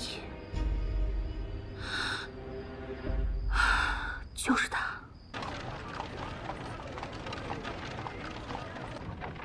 幻鸣虫一遇雪莲水就会融化，虽然没有十足的把握，但是我觉得可以试一试。小心。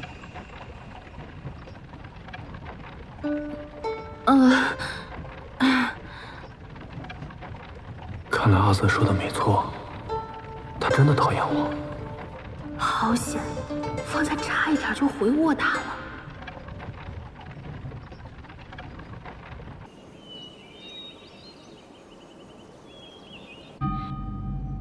以银针刺于上，于腰、剑鸣、丝竹、四柏、秦明六穴，滴入温热的雪莲水，即可驱散蛊虫。结果就会只此一次，否则病患将永无可治。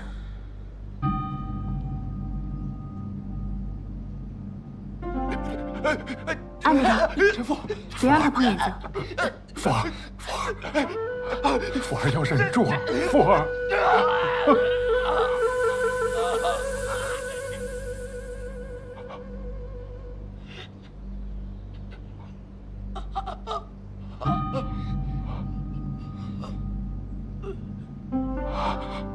福儿，看好他，半个时辰之后再施针一次，就可清醒。是，多谢上官小姐。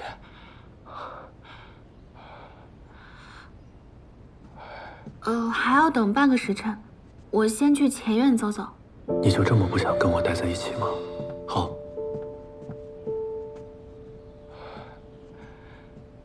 如果你真的觉得留在我身边是种折磨，等查明了一切，我是不是应该尊重你的心意，放你走？富有本厚，事有终始，虑而后知所先。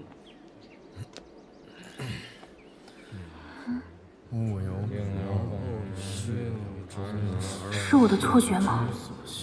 我怎么感觉他们看我的眼神都怪怪的？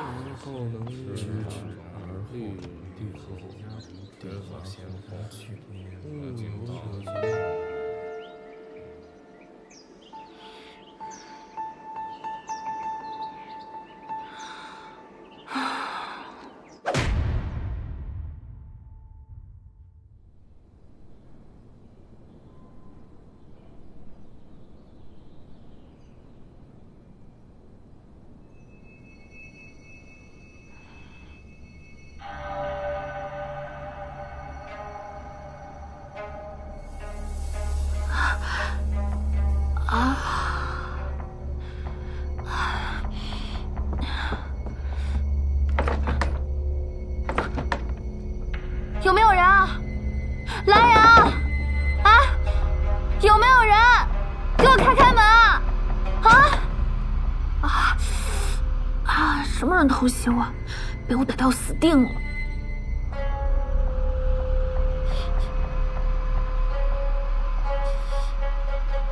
药油，看来此人只是想困住我，并不想伤害我。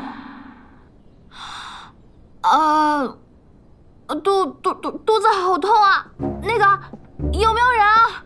我肚子太痛了，不行了，要死了！哎呀，不行了，肚子太痛了，有没有人？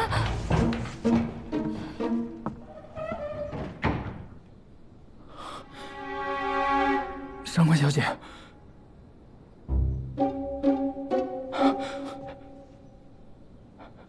上官小姐，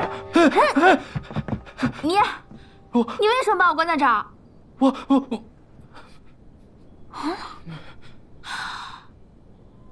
你们是怕我救醒陈父？你们是沈岩同党？不是，不说是吧？跟我见陈掌院。不是，上官小姐，我说，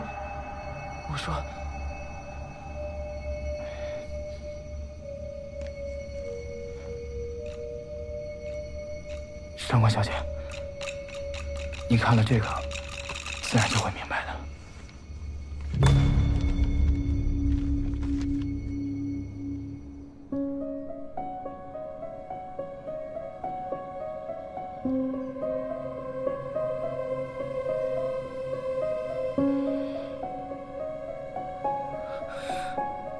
9月初3，那不是沈慈去后山的日子吗？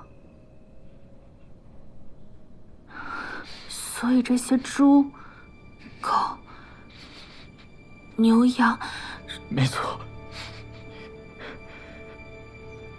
就是我们这些家里没钱没势的书生。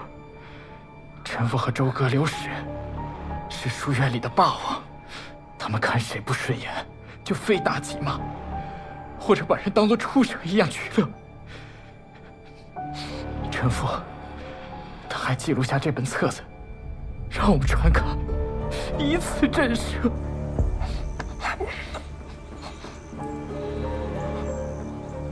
看不出来你挺能耐啊！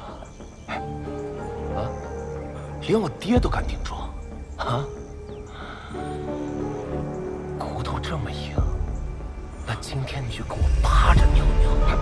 来，把他裤子给我扒了！哼！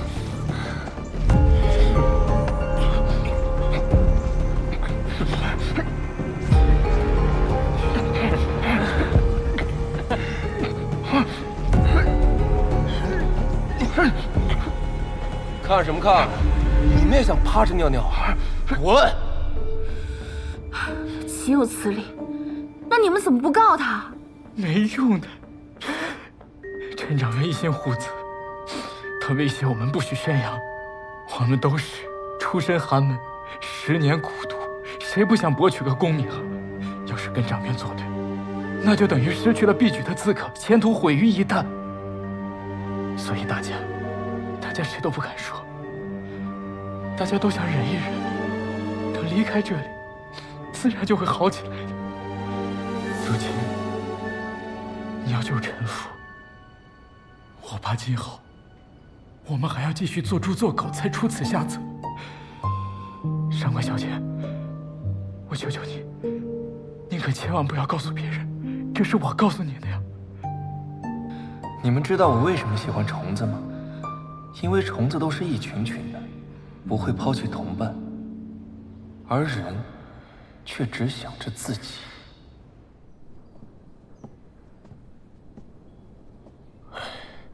半个时辰都到了，上官小姐到底去了哪里呀？哎呀，怎么这么久啊？回来没找着路。上官小姐，快施针吧。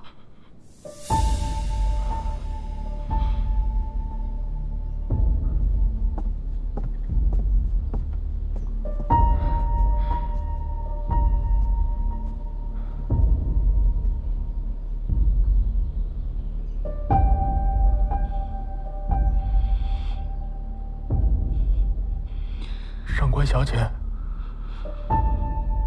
怎么不施针？有什么问题吗？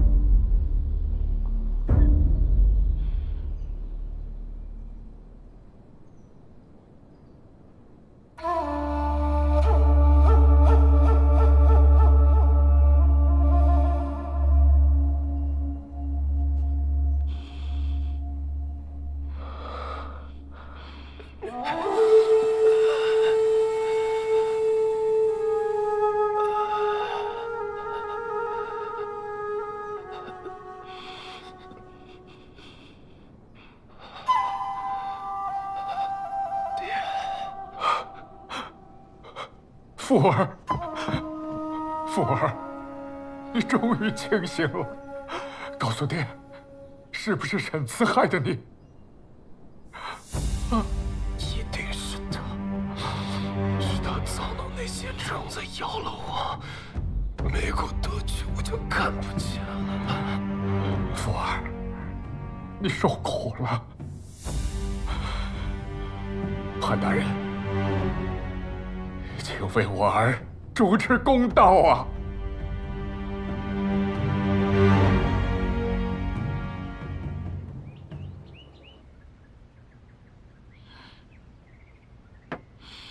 难怪你方才情绪那么反常。我一想到那人嘴里说出“公道”2字，我就觉得恶心。没想到我们辛辛苦苦救的却是一个恶魔，真正受迫害的人有冤难明。我甚至刚刚都在想，我就应该答应沈岩的条件，然后我就趁此机会拿针一针扎死他。当然了，我也就是想想而已。现在陈父醒了，陈长渊肯定不会放过沈岩的，咱们就要让恶人得意吗？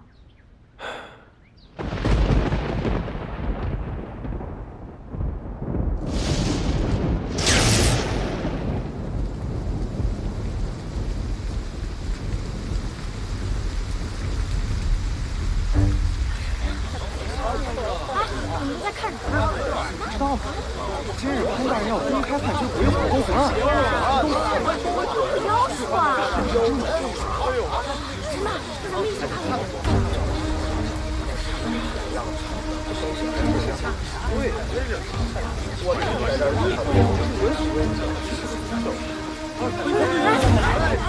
他就手上这样。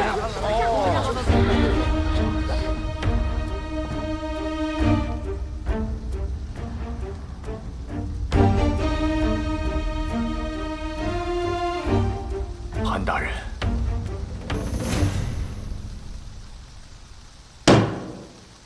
带嫌犯。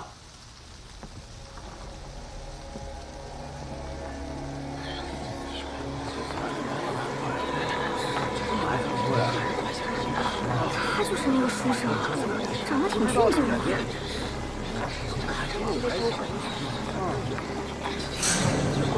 真是没想到啊，真的是他。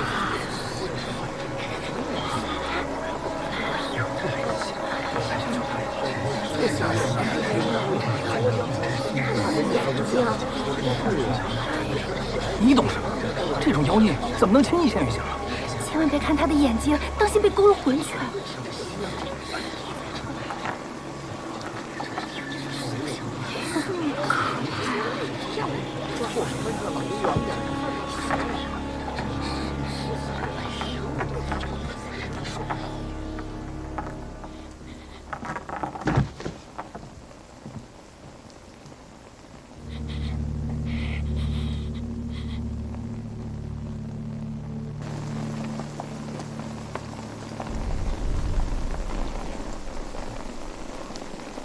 上官小姐，你怎么在这儿？沈慈今日受审，你们不去看看？这跟我们又没有什么关系。沈慈只是反抗了虐待他的人，如今却要问斩，这实在是不公平。而且你们也深受其害，你们的沉默只会成为帮凶。上官小姐，分明是你救了那个恶人，现在却要我们舍弃前程去作证，这对我们公平吗？读书要紧，莫管闲事。走，来。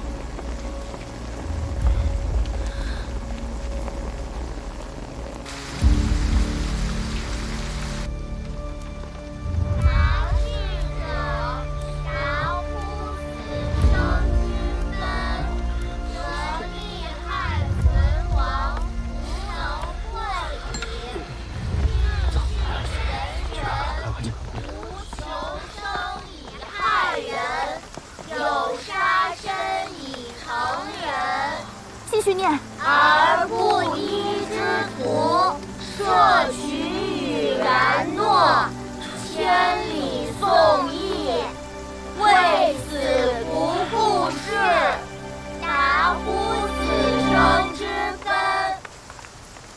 事情的经过呢，就是这样。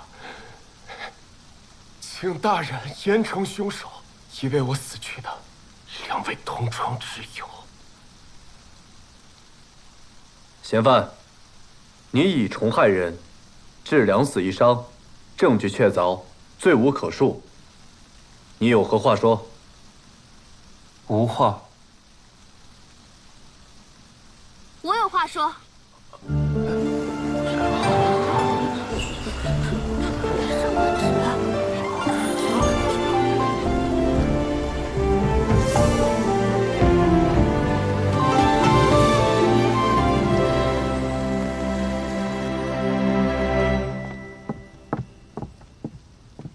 大人，上官芷，你有何异议？没有。大人条分缕析，明断无误。但我想说的是，这堂上还有漏网的凶手，就是这位陈父陈公子。漏网之鱼是陈父？不会吧？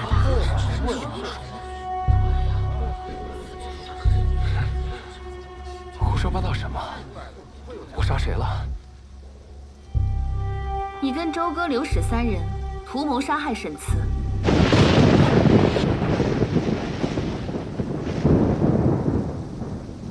上官芷，这里是公堂，若无证据，切莫信口雌黄。大人，证据我自然是有的。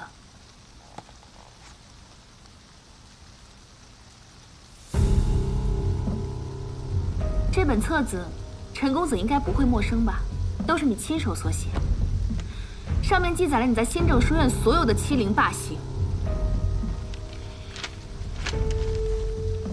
9月初3，杨胆大妄为，暗中告状，用荆棘条一路抽打，驱赶至后山鬼林，林中遇鬼，将杨拖走。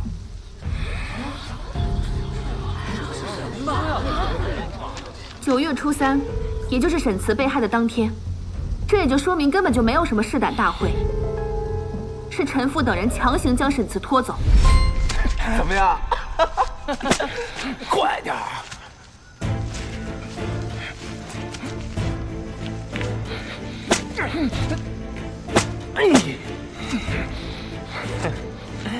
快点儿！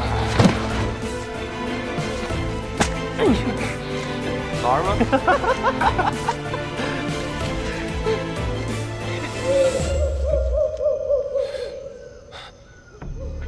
我觉得这林子邪乎的很，咱们换个地方玩吧。我怕什么呀？啊！老子还没见过鬼长什么样呢。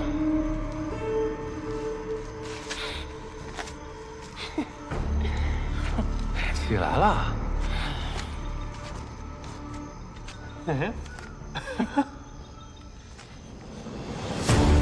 这样子。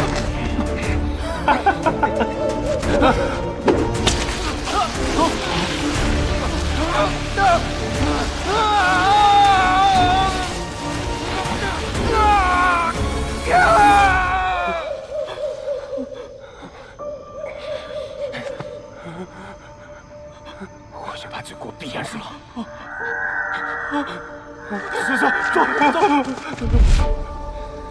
陈公子，我应该没有说错吧？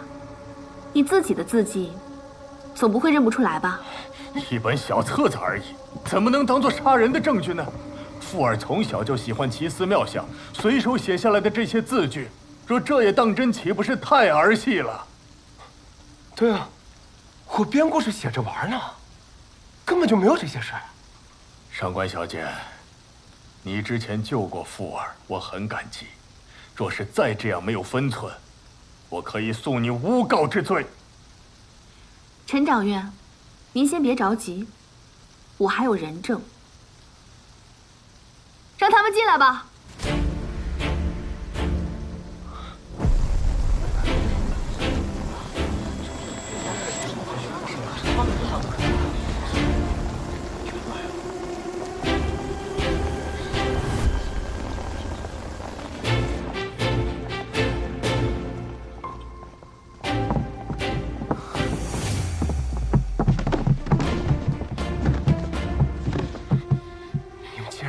进来诬陷我，你们知道这样做的后果吗？啊！达逝者，达乎死生之分，则利害存亡，弗能乎为。新政书院学生杨万明，愿押上我的功名和前程，为沈慈作证。陈父长期欺凌，陈掌院失职无教，这才酿成今天的惨剧，请大人明鉴。你们，新政书院王斌也愿作证，新政书院牛强也愿作证，新政书院应征愿为作证，我们都愿意作证。你们这群贱民！陈父，如今人证物证俱在，你作何解释？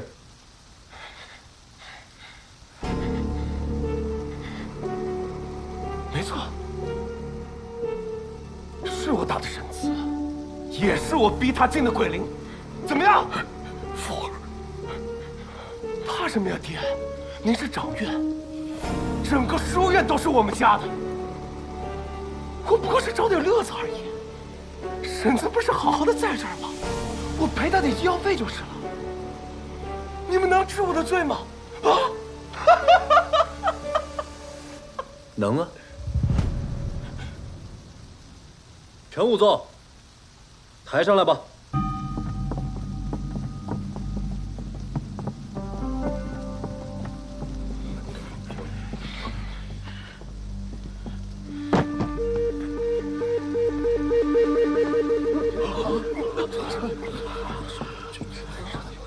现在陈父醒了，陈长院肯定不会放过沈岩的，咱们就要让恶人得意吗？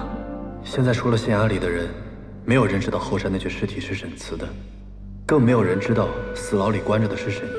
那大人的意思是，就让沈岩把这出偷梁换柱演到底吧。陈仵作，念验尸禀述。是。尸体发现于新郑书院后山悬崖下，死者男，19岁，死亡时间为1年前，死因为窒息，经确认是新郑书院书生沈慈。你说什么？那个是我不知道。对，他是沈慈，那他是谁？对呀，他是谁？他是谁啊？你还是自己说吧。我叫沈岩，是沈慈的胞弟。不可能，这绝对不可能！我生来就与虫为伍，就连亲生父母都对我避之不及，唯有哥哥，是我从人身上获得的唯一温暖。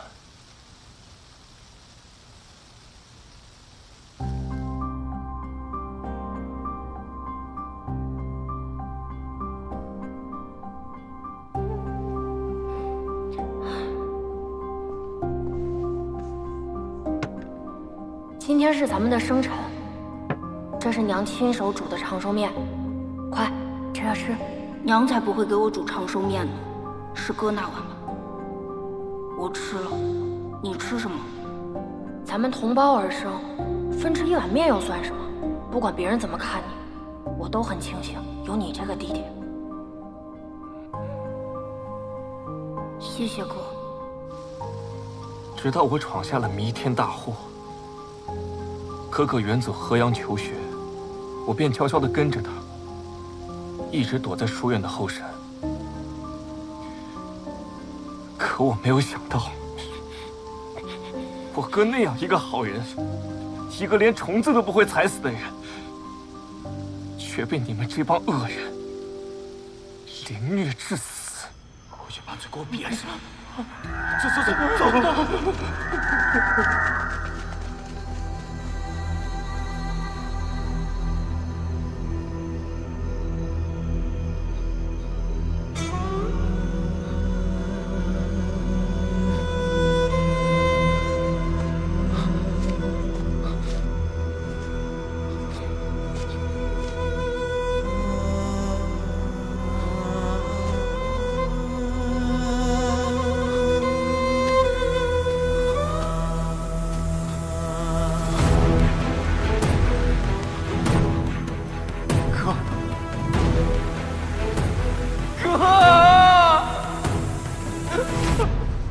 偷偷将我哥的尸体埋藏起来，以他的身份回到书院。因我目盲，无人察觉。你们杀了我哥，就该替他偿命。我怎么什么都看不见了？我的眼睛，我也看不见了。我看不见了。富哥，我看不见了。我也看不见了。福哥，我用幻冥虫让他们目盲，幻冥虫驱光而行，我又操控萤火虫，用虫光使他们跳崖。福儿，你们想害我？潘远，你竟然为了一名死囚隐瞒身份，跟我使诈！使诈？我自始至终有提过他的名字吗？是你自己太笨了。更何况，对付你这样的奸恶之辈，我诈你又如何？潘大人，福儿年少无知，是我这个做爹的疏于管教，还望潘大人手下留情，给他一个改过自新的机会。好啊，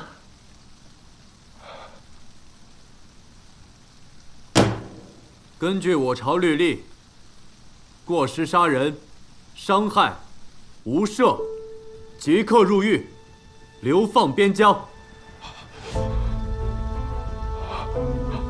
父儿，认罪伏法，才是真正改过自新的机会。谭大人，来人，带下去。父儿，父儿，父儿，你救救我！我父儿，流放！父儿啊！你救救我！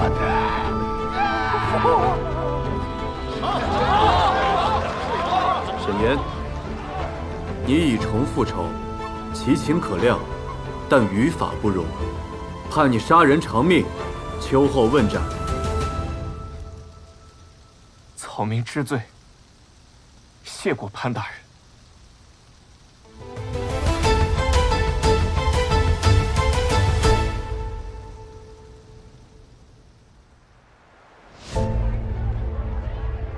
走，回家了。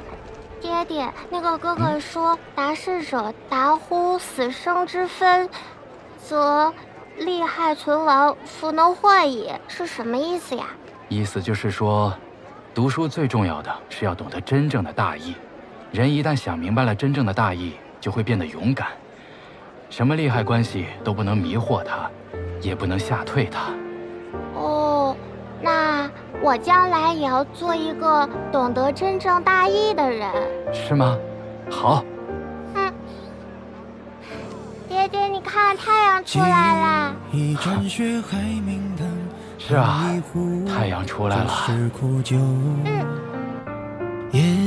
这诗书在春秋，看波澜，惊涛不休。道一曲便来无恙，痴一生，斩断情由。身负这无量劫炼狱，只为守护温柔。两马难成，纵有万千权谋，如何莫化情仇？相思成灰，灰飞烟灭，灭绝千年。两纵本章，然可以急刀入深。两马难成，然可以任重致远；两才难令，然可以治军建尊。是故天地不昭昭，大水不老老，大祸不了了。我虽然能够理解沈岩的所作所为，但我觉得他实在太傻了。为了报仇搭上自己的一生，却不知道他的人生可比那些恶人珍贵的多。每个人都要为自己的选择付出代价。他既然选择复仇，就需要面对他应该承担的刑罚。对了，你是怎么劝那些书生站出来作证的？也没什么，我就是让人在他们窗外念了念书。就这么简单？就这么简单。其实沈岩说的没错，人没那么伟大，甚至有些时候比虫子还渺小。因为顾及自己的利益，所以会变得懦弱。嫌疑人沈慈，你可认识？我不认识，不知道。会动摇，也会犯错。正因为如此，他们为了正义，奋不顾身的勇敢才最重要，不是吗？等查明了一切，我是不是应该尊重你的心意，放你走？不，这样的你，我绝不会放手。